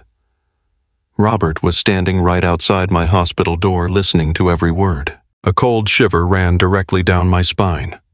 I gripped the paper tighter, my eyes racing across the lines. I knew exactly who Robert was, David. She wrote her words sharp and unyielding. I knew he was a grifter. I knew his charming smiles and tailored suits were nothing but a mask for a greedy hollow man. I knew he and his son Trent were quietly siphoning money from our joint accounts for years. They thought I was just a naive aging woman who did not understand complex finances. They thought I was blind to their manipulation. But a mother always pays attention when her son's future is at stake. I let out a shaky breath, feeling a sudden overwhelming rush of awe. My mother had known. She had seen right through their entire wealthy facade. I knew Robert would try to bleed you dry after I was gone, she continued. He manipulates good people because he has absolutely no goodness of his own. But I did not leave you defenseless, David. I laid a trap for them. I built a Trojan horse and I placed it directly inside their greedy hands. I leaned forward, devouring every single sentence on the page. I intentionally left Robert the house and the primary life insurance policy. To a greedy man like him, it looked like a total victory. He thought he won the ultimate jackpot. But what he and Trent did not know was that I spent my last year quietly restructuring those specific assets. The house they think they own free and clear is actually completely drowning in hidden federal tax liens. They are tied to a massive failed commercial venture. Robert tried to hide from me a decade ago. Furthermore, the life insurance policy is irrevocably linked to a series of highly fraudulent tax returns Robert filed under his own businesses. I gasped, reading the words. My mother was not a victim. She was a tactical genius. The moment Robert tries to fully liquidate those assets or transfer large sums into Trent's corporate accounts, she wrote, he will trigger an automatic and devastating audit by the Internal Revenue Service. I handed them a poisoned chalice, David. I gave them exactly enough rope to hang themselves. Their greed will force them to leverage those toxic assets to fund their luxury lifestyles. And when the federal government comes knocking, their entire fraudulent empire will collapse under the weight of millions in inescapable debt. I asked you to watch over Robert, not to protect him, but so you could be close enough to watch his empire fall without getting caught in the blast. Tears finally spilled over my eyelashes, dropping onto the carpet. I had spent 7 years thinking my mother was a tragic figure who had been fooled by a con man. I had spent 7 years hating myself for keeping a promise that ruined my life. But she had been protecting me the entire time. She had orchestrated their downfall from a hospital bed. But I saved my true legacy for you, David. The letter concluded. The brass key you found inside this clock belongs to a private safety deposit box at the First National Bank downtown. Go there immediately. The box is registered under a secure, irrevocable trust solely in your name. Do not let Robert's lies define your worth. You are my son, and you are stronger than they will ever understand. Take what is yours and finish this. I slowly lowered the letter. My heart was pounding with a fierce, relentless rhythm. I looked at the heavy brass key resting on the carpet. It gleamed in the faint light, a solid piece of metal that represented my absolute salvation. I was not a pathetic worker ant. I was not a spineless failure. I was the sole heir to a woman who had outsmarted a family of professional predators. I did not waste another second. I stood up, grabbed my jacket, and shoved the brass key deep into my pocket. I folded the letter carefully and placed it inside my wallet. I walked out of the dark, miserable motel room and got into my rusted car. The drive to the downtown financial district felt completely different than my drive to the country club the day before. Yesterday I was a broken man walking into an ambush. Today I was a man marching toward his destiny. I navigated through the busy city streets, watching the towering glass skyscrapers reflect the morning sun. I pulled up to the massive stone columns of the First National Bank. I walked through the revolving doors and stepped into the grand lobby. The floors were polished white marble, and the vaulted ceilings echoed with the quiet, hushed conversations of wealthy clients. I was wearing faded jeans and scuffed boots, looking entirely out of place, but I walked directly to the front reception desk with my head held high. I need to access my safety deposit box, I told the receptionist, placing my driver's license on the smooth counter. She looked at my clothes, then down at my identification. "Certainly, sir," she said, typing my name into her computer. She paused, her eyebrows raising slightly as she read the screen. "I see you are the sole beneficiary of the secure trust account. Please wait one moment while I get the vault manager." A tall, older man in a tailored suit appeared a few minutes later. He introduced himself politely and asked me to follow him. He did not judge my appearance. He simply looked at the brass key in my hand and nodded. We walked past the teller stations and approached a massive circular steel vault door. The manager spun a heavy combination wheel and pulled the metal gate open. We stepped inside the vault. The air was cool and smelled of old paper and polished steel. Walls of small metal doors lined the room from floor to ceiling. The manager led me to a specific box near the back corner. "Insert your key here, sir," he said, gesturing to the right side of the lock while he inserted a master bank key into the left side. We turned them at exactly the same time. I pushed my brass key into the slot. I gripped the metal tightly, feeling the weight of the moment. We turned the keys together. A heavy, solid click echoed in the silent room. The manager pulled the long, rectangular metal box out from the wall and handed it to me. "You can take this into the private viewing room right behind you," he said, stepping away to give me total privacy. "Take as much time as you need." I carried the metal box into a small windowless room containing nothing but a polished wooden table and a single chair. I shut the door, locking it behind me. I set the box down on the table. My hands were shaking again, but this time it was not from fear. It was from pure electric anticipation. I lifted the heavy metal lid and looked inside. I was secretly hoping to see stacks of bundled cash or maybe gold bars. Something immediate that could wipe away my credit card debt and get me out of that horrible motel. But there was no cash. There was no gold. Instead, the box was filled entirely with thick stacks of paperwork. I felt a brief flash of confusion. I reached in and pulled out the first stack of papers. They were old, yellowing at the edges and bound together by a brittle rubber band. I carefully removed the band and unfolded the top document. It was an official property deed, heavily stamped and notarized. I read the text closely. It was a transfer of ownership for a 500-acre plot of industrial land located in a remote desert region of West Texas. The original purchase date was listed as 1974. It was bought by my grandfather and eventually passed down to my mother. I frowned, staring at the paper. I knew a little bit about my grandfather's history. He was a stubborn man who had spent his life chasing bad investments. Family legend said he bought a massive tract of barren, dusty land in Texas, believing he would strike oil. He drilled for years but found absolutely nothing but dirt and rock. He died thinking the land was completely worthless. Why would my mother go through so much trouble to protect a deed for 500 acres of useless desert dirt? I set the old deed aside and reached back into the metal box. Beneath the yellowed papers was a much newer, highly professional document folder. It was thick, glossy, and bore the official seal of a major national geological surveying firm. The date on the front cover was only 2 years old. I opened the heavy folder. The first page was a comprehensive executive summary filled with complex topography maps and chemical analysis charts. I scanned the technical jargon, my eyes catching on bold red highlighted text. The document confirmed that the land contained absolutely zero oil. But oil was a commodity of the past. The survey had not been looking for fossil fuels. They had been scanning for minerals. I read the final conclusion paragraph at the bottom of the page and my heart completely stopped beating. The 500-acre plot in West Texas sat directly on top of one of the largest newly discovered lithium deposits in the entire country. The report classified the land as a Tier 1 extraction zone. It detailed how the massive underground salt brines were rich with the exact grade of lithium required for manufacturing modern electric vehicle batteries. The barren, useless dirt my grandfather had cursed for decades was actually sitting on a literal gold mine of the future. My breath caught in my throat. I flipped frantically to the next section of the folder. Pinned to the back of the geological survey was a massive legal contract printed on premium watermarked paper. The header bore the logo of one of the largest and most powerful technology and automotive manufacturing companies in California. It was a formal corporate purchase agreement. I read the terms of the contract.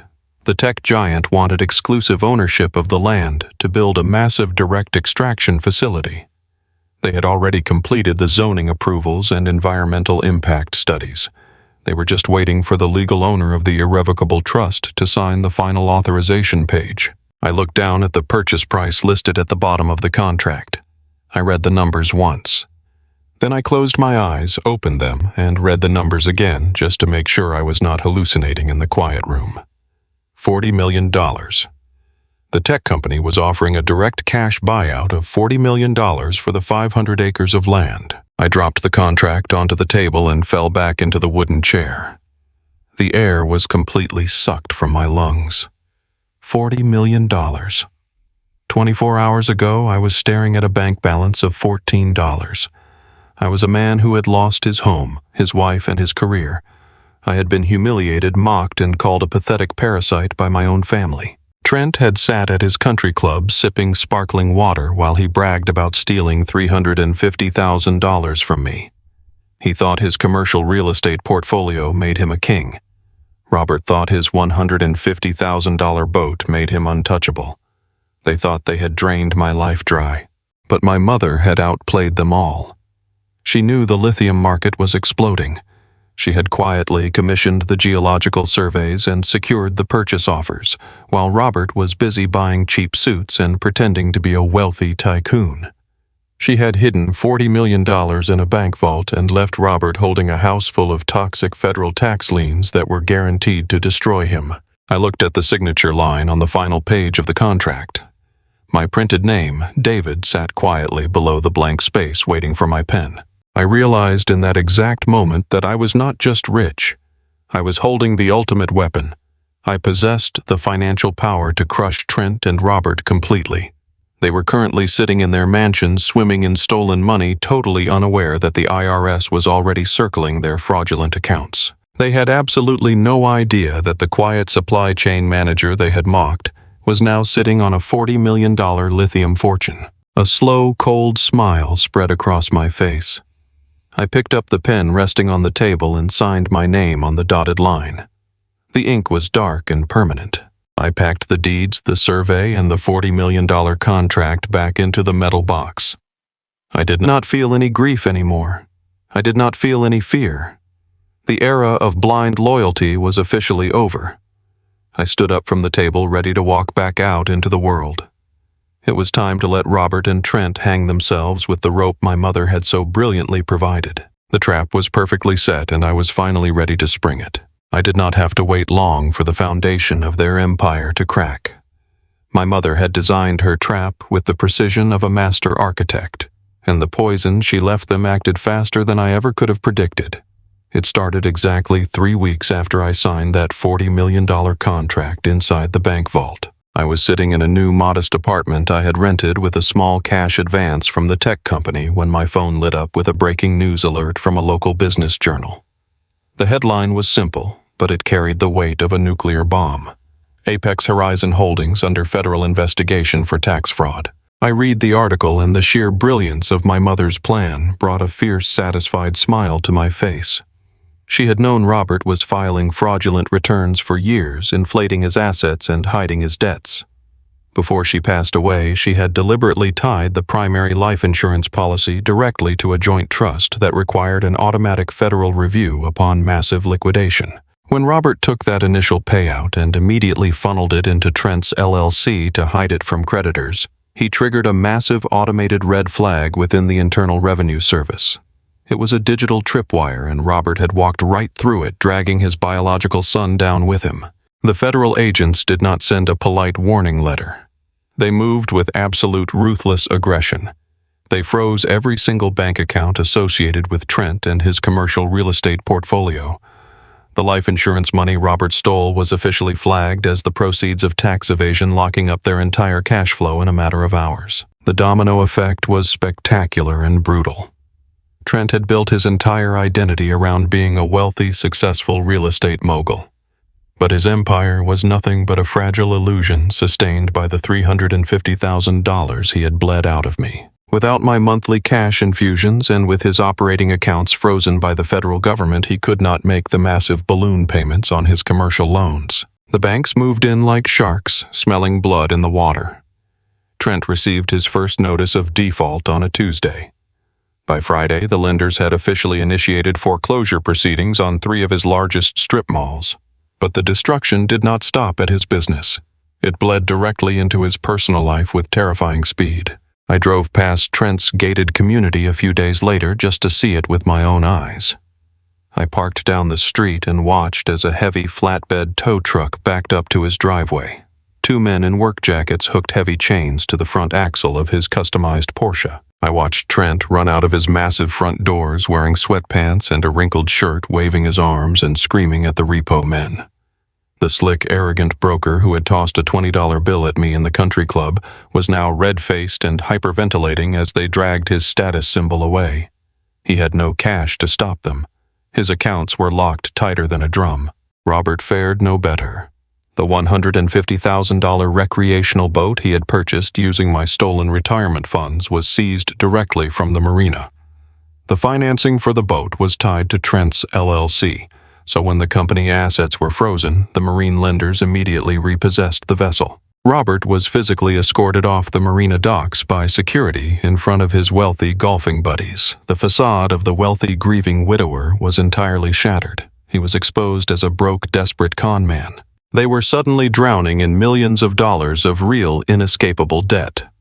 The tax liens my mother had secretly attached to the family house surfaced, pulling Robert into the abyss. The property was underwater, and the federal government was threatening to seize it to cover the fraudulent returns. Robert and Trent were facing total financial annihilation and potential federal prison time if they could not produce a massive amount of liquid cash to settle the immediate tax penalties and satisfy the aggressive commercial lenders. Panic breeds a very specific kind of desperate madness. When toxic men are backed into a corner, they do not reflect on their mistakes. They look for someone else to devour. Trent and Robert were backed against a wall, and they needed a lifeline to pull themselves out of the federal meat grinder. They hired a discount lawyer to comb through the original filings of my mother's estate, desperately searching for any forgotten assets they could liquidate to pay off the government. The lawyer dug deep into the county archives and uncovered an old property tax receipt. The receipt was for a 500-acre plot of industrial land in West Texas, registered under my mother's maiden name. Trent did not know about the lithium. He did not know about the tech company or the $40 million purchase agreement. To him, it was just a massive tract of barren desert dirt. But in his absolute desperation, he calculated that 500 acres of commercial land could surely be sold to a developer for at least $500,000. It was not enough to save his entire empire, but it was enough cash to hire a high-powered criminal defense attorney to keep him out of a federal penitentiary. There was just one massive problem for them. The property tax records showed the land had recently been active, but they could not access the actual ownership deeds because they were sealed.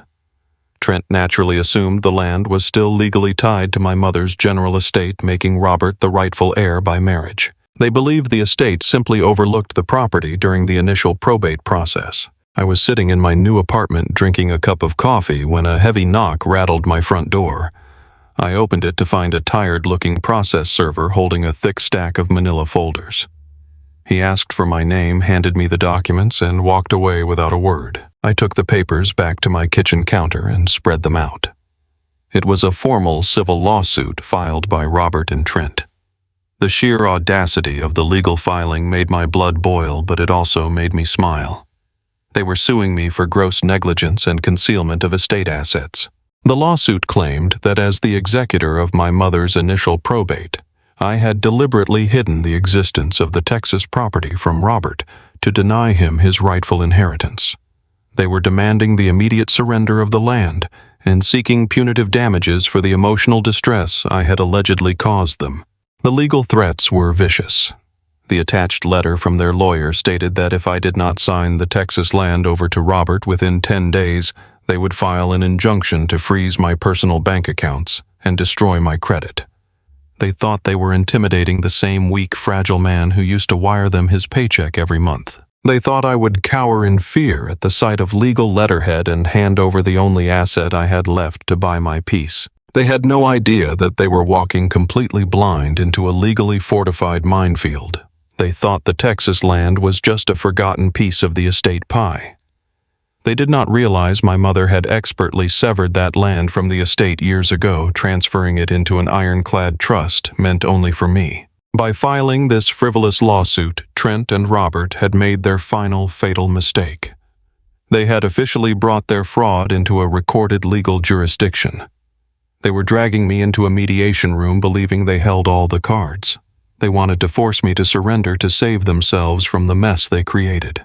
They thought they were trapping a rabbit, but they were actually unlocking the cage to a predator. I stacked the lawsuit papers neatly on my counter, placing them right next to my copy of the $40 million contract. I was not going to run. I was going to walk right into that mediation room and execute them. The mediation room on the 42nd floor of the downtown law firm was designed entirely for intimidation. The walls were paneled in dark cherry wood, and the massive conference table was carved from a single slab of polished mahogany. I sat on one side of the table with my hands resting quietly on top of my leather briefcase. Directly across from me sat the men who had spent the last 7 years bleeding me dry. Trent and Robert did not look like the invincible wealthy titans I had faced at the country club just a few weeks ago. The federal tax audits and the aggressive bank foreclosures had visibly taken their toll. Trent was wearing a wrinkled charcoal suit and his eyes were bloodshot from severe lack of sleep. His customized Porsche had been repossessed. His commercial real estate empire was currently being dismantled by aggressive lenders. Robert looked even worse. The deep tan he had flaunted at the marina had faded into a sickly pale gray. The fake leukemia he had used to steal my retirement fund seemed to be manifesting as genuine physical decay brought on by pure financial terror. Sitting between them was their high-priced defense attorney. He was a sharp-featured man named Sterling who charged $1,000 an hour. Trent had likely liquidated his last remaining credit lines just to retain him for this single afternoon. Sterling opened a thick leather binder and stared at me with practiced predatory contempt. He did not see a supply chain manager who had tracked global freight across oceans. He saw the same pathetic spineless ATM that my ex-wife Chloe had abandoned. He saw an easy target. Mr. Morrison Sterling, began his voice echoing in the quiet room. We are here today to resolve your blatant and malicious violation of probate law. My clients are prepared to offer you a very generous settlement to avoid dragging you into a brutal, drawn-out federal court battle. I did not say a word. I simply looked at him, waiting. Sterling leaned forward, pressing his palms flat against the mahogany table. He spoke slowly, treating me like an uneducated child. When you managed the initial probate filings for your late mother, you deliberately concealed the existence of a 500-acre commercial property located in West Texas. By law, that asset was community property and belonged to the general estate. Therefore, it rightfully belongs to Robert as the primary surviving beneficiary. By hiding the deed, you committed gross negligence and fiduciary fraud. Trent crossed his arms over his chest and smirked. It was a weak, desperate imitation of the arrogant smile he had worn at the country club, but he was trying his hardest to project power. You really thought you could hide real estate from us? David Trent sneered, his voice dripping with venom.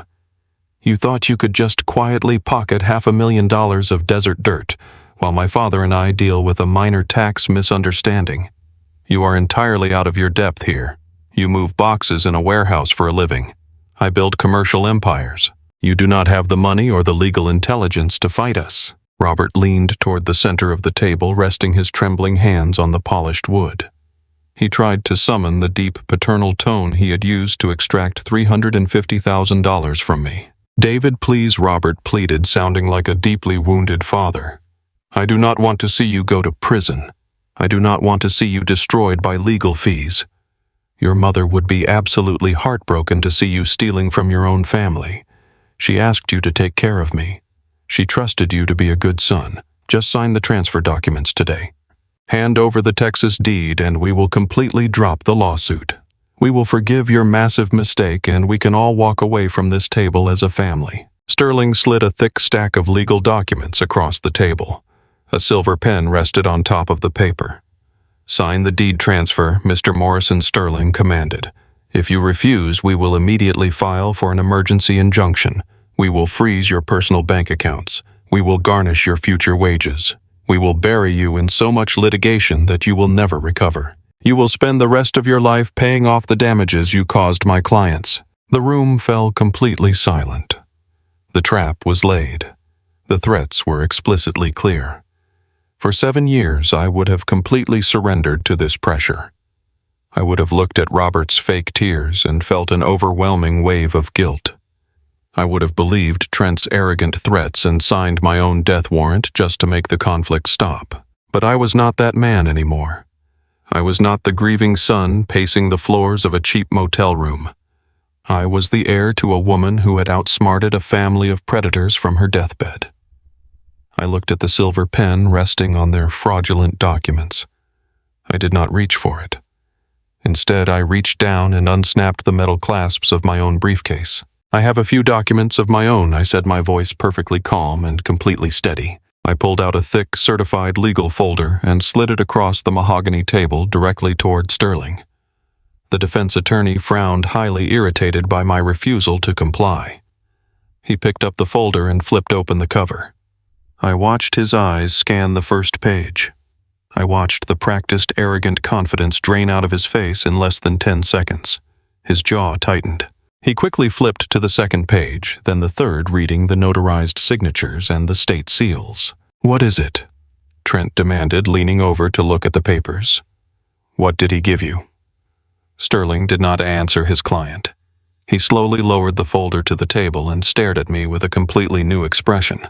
It was a look of profound professional shock. "You see, Trent," I said, leaning back in my leather chair and folding my hands, "you hired a discount lawyer to check the county property tax receipts. You saw my mother's name on a tax bill for 500 acres of Texas land, and you assumed it was trapped in the general probate estate. You assumed Robert inherited it by default.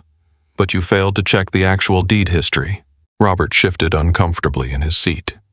"What are you talking about, David?" "I am talking about an irrevocable living trust," I replied, my voice cutting through the air like a knife. 3 years before she died, my mother quietly transferred the entire 500-acre Texas property out of her personal name and into a legally sealed, irrevocable trust. She named me as the sole beneficiary and the sole executive trustee. That land was never a part of her general estate. It completely bypassed probate. It was entirely shielded from her creditors, and more importantly, it was shielded from the massive federal tax liens that she deliberately left tied to your house. Trent's face turned ash white. "That is impossible," he stammered, looking at his lawyer. "Tell him that is impossible, Sterling." Sterling swallowed hard, refusing to look at Trent.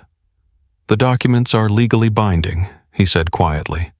"The trust is ironclad. My clients have absolutely no claim to the property." Trent slammed his fist onto the table. "That is $500,000 of commercial dirt," he shouted, his voice cracking with pure panic. "We need that money to pay the IRS. You owe us that land, David. You owe this family." I let out a short, quiet laugh. I looked at Trent and let the true scale of his ignorance hang in the air. "You really think this is about $500,000 of dirt?" I asked, shaking my head slowly. "You really are a terrible real estate broker, Trent. You only look at the surface. You never look at what is underneath." I reached into my briefcase and pulled out the second document. It was a copy of the geological survey and the corporate purchase agreement. I slid it across the table toward them. "That land sits directly on top of the largest unmined lithium deposit in the American Southwest," I said, watching Trent's eyes dart down to the paper. "The soil samples were verified 2 years ago. I signed an exclusive buyout agreement with a California technology firm just 3 weeks ago. They are purchasing the land for their new electric vehicle battery extraction facility." Trent read the final page of the contract. His breath caught in his throat, making a sick, choking sound. He literally pushed himself away from the table as if the paper had burned his hands. Robert leaned over and looked at the purchase price printed at the bottom of the page. He slumped back into his chair, his mouth hanging open in absolute horror. $40 million, Robert whispered, his voice entirely hollow. $40 million. The air was completely sucked out of the room. The sheer mathematical reality of the number completely broke their minds. They had spent 7 years lying, cheating, and stealing to extract $350,000 from me. They had ruined my life for pennies while a $40 million fortune was sitting completely out of their reach, legally protected by the very woman they thought they had outsmarted. Trent suddenly leaned forward, his eyes wide and frantic. "David, listen to me," he begged, his voice shedding every ounce of its previous arrogance. "We can work this out. We are brothers. You have $40 million. You can easily give us $5 million.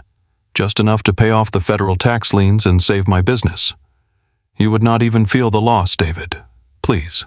The IRS is going to seize everything. I will go to prison." I stared at him, feeling absolutely nothing. I did not feel pity. I did not feel guilt. I felt the precise, cold satisfaction of a supply chain manager watching a toxic shipment get rejected at the port. I reached into my briefcase one final time. I pulled out a small black flash drive and a thick plastic binder. I placed them gently on the table. "Do you remember our lovely lunch at the country club, Trent?" I asked, tapping my finger on the flash drive.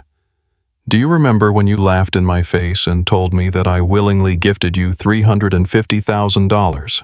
You told me I had no contracts and no legal standing to sue you."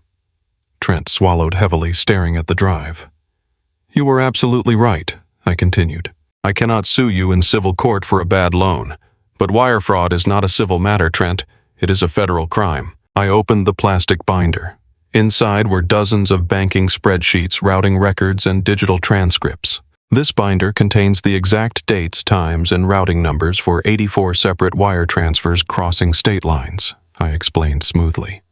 "It proves that every single dollar Robert extracted from me for his fraudulent leukemia treatments was immediately funneled into the primary operating account of your commercial LLC. It proves that you used my stolen retirement funds to pay the mortgages on your strip malls." Sterling, the high-priced defense attorney, completely froze. He realized in that exact moment that he was sitting next to two men who were highly susceptible to a federal criminal indictment. "This flash drive contains a crystal-clear audio recording of our conversation at the country club," I said, looking directly into Trent's terrified eyes. "It contains your explicit confession to hiding the funds in corporate shell accounts. It contains Robert confirming that the entire medical crisis was a fabricated lie designed to manipulate me into funding your empire. The federal statutes for wire fraud and elder abuse by proxy carry mandatory minimum sentencing guidelines.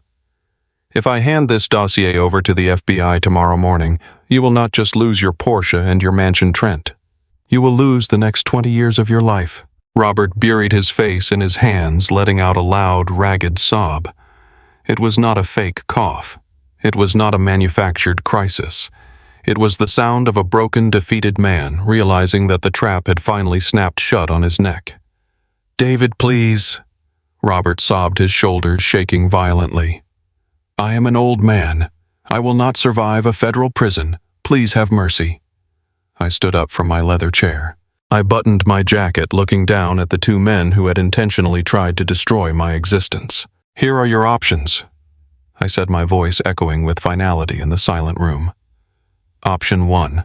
You stand up right now, you sign the paperwork officially dropping this ridiculous lawsuit with prejudice, and you walk out of this building. You face the IRS audit alone. You accept total bankruptcy. You let the banks take your mansion, your cars, and your boat, and you spend the rest of your miserable lives working minimum wage jobs to survive." Trent looked up at me, tears streaming down his face, his jaw trembling uncontrollably. "Option 2. I continued, my eyes locked on his. "You refuse to drop the lawsuit, and I walk straight from this building to the Federal Plaza and hand this entire binder to an FBI field agent." I looked at their attorney. "Sterling, did you explain to your clients the severe penalties for federal wire fraud involving a financial institution?" Sterling immediately stood up, packing his briefcase with frantic, nervous energy. He wanted absolutely nothing to do with a federal criminal investigation. "My clients will drop the civil suit today," Mr. Morrison Sterling said, his voice strictly professional. "We will sign the dismissal paperwork immediately." Trent did not argue. Robert did not protest. They were completely and utterly broken. They had walked into the mediation room expecting to bully a weak, grieving son into handing over a $500,000 piece of land. Instead, they had been legally slaughtered. They were leaving the room with absolutely nothing but the clothes on their backs and the inescapable crushing weight of federal tax debt. I picked up my briefcase and turned toward the heavy mahogany door. I did not look back at them. I did not need to. The illusion of their power was completely shattered. They chose the shiny, empty promises of a fraudulent empire, and the weight of their own greed had finally pulled them under. I opened the door and walked out into the bright, bustling hallway, leaving them to drown in the ruins of their own making. I had protected my mother's legacy, and I had finally taken my life back. 6 months later, the air in my new corner office on the 42nd floor was perfectly still. The floor-to-ceiling windows overlooked the sprawling downtown skyline, a vast sea of glass and steel catching the bright morning sun. I sat behind a massive executive desk carved from solid walnut, reviewing the finalized environmental impact reports for the Texas lithium extraction facility. I was no longer a desperate regional supply chain manager moving retail boxes for an ungrateful boss. I was the chief executive officer of the Castellano Land Management Trust, overseeing a $40 million corporate buyout. My life had completely transformed from an absolute nightmare into an undeniable triumph. Suddenly, the intercom on my desk buzzed. My executive assistant sounded incredibly uncomfortable. She told me a woman named Chloe was in the lobby causing a major scene and demanding to see her husband. I leaned back in my thick leather chair and told my assistant to let her in. The heavy wooden door opened and Chloe walked into the room. She was wearing a high-end designer dress that she had likely purchased before our divorce was finalized. But the confident, arrogant posture she had carried when she served me those divorce papers in our kitchen was completely gone. She looked frantic. Her eyes were red and swollen, and her hands were trembling as she clutched her expensive purse. "David," she said, her voice breaking as she walked slowly toward my desk. She stopped a few feet away, looking around the luxurious corporate office, taking in the expensive furniture, the private boardroom, and the panoramic view of the city. "David, I have been trying to call you for weeks. Why did you change your number?" I did not offer her a seat. I just looked at her. I felt absolutely nothing. There was no anger, no sadness, no lingering affection. Looking at the woman I once loved was like looking at a complete stranger. "I have nothing to say to you, Chloe," I replied, my voice perfectly calm and flat. She let out a loud, dramatic sob and covered her face with her hands. She told me she had made a terrible mistake. She claimed she was just overwhelmed by the massive debt and the crushing stress of my stepfather's constant demands. She said she never actually stopped loving me. She begged me to understand that she only left because she was terrified for our future and felt like she was drowning. She stepped closer, reaching her hand out to touch the polished surface of my desk. "We can fix this, David," she pleaded, tears spilling down her cheeks and ruining her makeup. "We can buy a new house. We can start over. I know all about the massive lithium deal. I know about your mother's trust fund. We are a team, David. We always were a team. Please give me a second chance to prove I can be a good wife." I looked at her hand resting on my desk. I thought about the morning I drained my final retirement account. I thought about how she looked at me with pure disgust in our kitchen and called me a pathetic parasite. "You did not leave because you were stressed, Chloe," I said, staring directly into her tear-filled eyes. "You left because you thought I had lost all my monetary value. You looked at my empty bank account and you decided my life was completely over. You did not want to stand by me in the dark when I had nothing but $14 to my name. You only came crawling back today because you saw the lights turn back on." "But David," she stammered, taking another desperate step forward. I picked up my desk phone and pressed the button for the main security desk. "We are not a team, Chloe. We have not been a team since the day you dropped your wedding ring on a pile of legal documents and drove away while I stood on the pavement."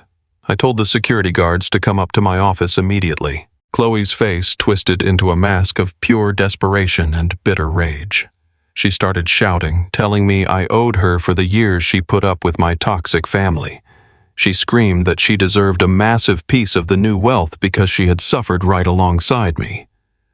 The two security guards walked into the office and gently but firmly took her by the arms. She thrashed and cried as they escorted her out of the room. The heavy wooden door closed behind her, cutting off her voice forever. I went right back to reading my geological reports. She was a closed chapter in a book I was never going to read again. The universe has a remarkable way of balancing the scales when you finally stop letting toxic people control your narrative. While my life was expanding upward into the corporate skyline, Trent and Robert were experiencing the brutal, crushing weight of absolute gravity. The federal government does not negotiate with thieves. When the Internal Revenue Service and the Federal Bureau of Investigation finished auditing Trent's corporate shell companies, they systematically dismantled his entire existence piece by piece. Trent was officially indicted on multiple federal charges, including massive wire fraud, tax evasion, and money laundering. The commercial real estate empire he used to brag about at the country club was completely liquidated by the aggressive banks to cover his toxic loans. I read the news reports detailing how federal agents raided his corporate office, carrying out dozens of cardboard boxes filled with incriminating financial records. The gated mansion he loved so much was sold at a public foreclosure auction. The customized luxury cars were seized by federal marshals. Trent is currently out on bail wearing a federal GPS ankle monitor and living in a cheap rented room while he awaits his criminal trial. He is facing up to 15 years in a federal penitentiary. The arrogant, slick broker who threw a $20 bill at me is now a terrified broke criminal begging public defenders for a plea deal. And then there is Robert, the man who faked leukemia to steal $350,000 from a grieving stepson. The man who bought a luxury recreational boat with my drained retirement funds while calling me a spineless worker ant, because his name was directly tied to the fraudulent tax returns and the stolen life insurance money. The government seized every single asset he possessed. His boat was auctioned off by the marine lenders. His bank accounts were frozen and drained to pay the massive federal tax liens my mother had brilliantly left tied to his name. I drove past a massive local hardware store on the edge of town just last week. I parked my new truck in the lot and watched through the large glass windows. There, standing by the sliding automatic doors, was Robert. He was wearing a cheap blue employee vest over a faded polo shirt. He was working as a minimum wage store greeter. The man who refused to work a single honest day in his life and manipulated everyone around him was now forced to stand on his aching feet for 8 hours a day, handing out shopping carts to strangers just to afford a rundown apartment. His fake illness had become a real physical nightmare. He looked exhausted, frail, and completely broken. I did not go inside to gloat. I did not need to say a single word to him. His punishment was waking up every single morning and living his new miserable reality. But amid all the financial destruction and the legal firestorms, there was one person I absolutely refused to leave behind: my nephew Leo. I was the only innocent person in that entire toxic family tree. He was the brave 14-year-old boy who hid in a dark closet at 2 a.m. to tell me the horrible truth. He was the spark that ignited my entire liberation.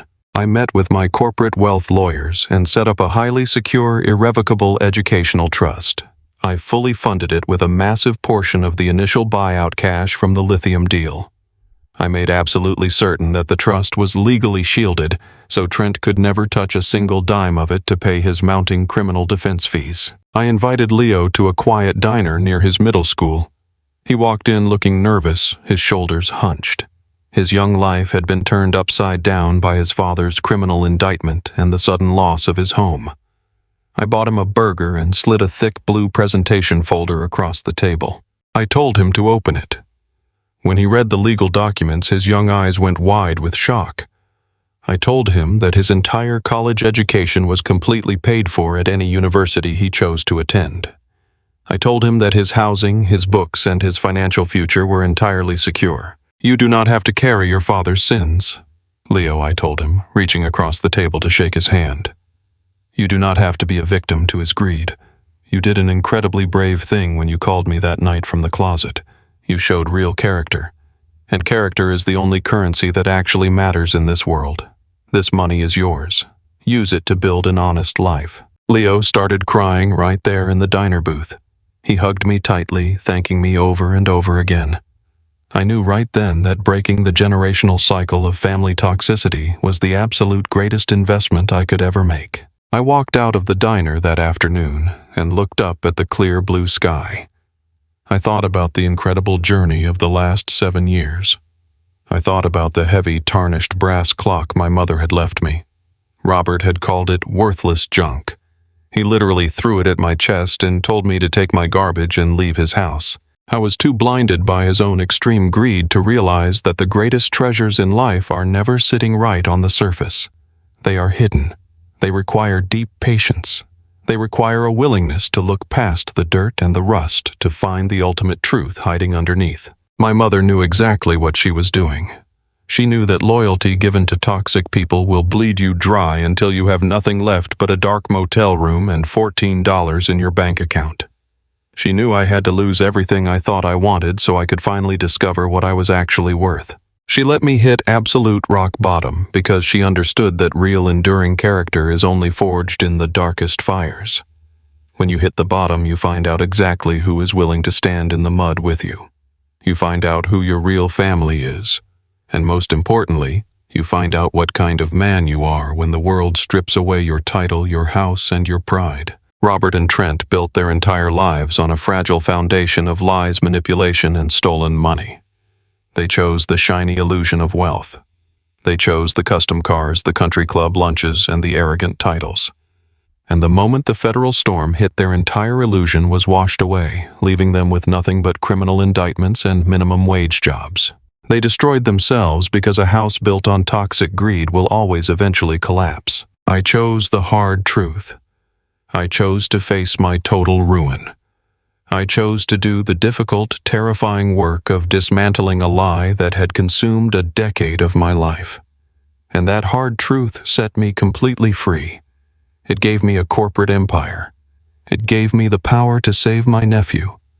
And it gave me a level of profound peace that no amount of stolen money could ever buy. If you are listening to this right now, and you are draining your own life to keep toxic family members warm, I need you to hear me clearly. Stop. Stop setting yourself on fire for people who only view you as a resource. Stop believing that endless endurance equals love. You are not a spineless bank account. You are not a worker and meant to carry their financial burdens. Sometimes the greatest act of love you can give yourself is to let the illusion completely shatter so you can finally see the truth. They chose the illusion of wealth and it destroyed them. I chose the hard truth and it set me free. If you've ever had to cut toxic family out of your life to save yourself, hit that like button, drop your story in the comments, and subscribe to the channel.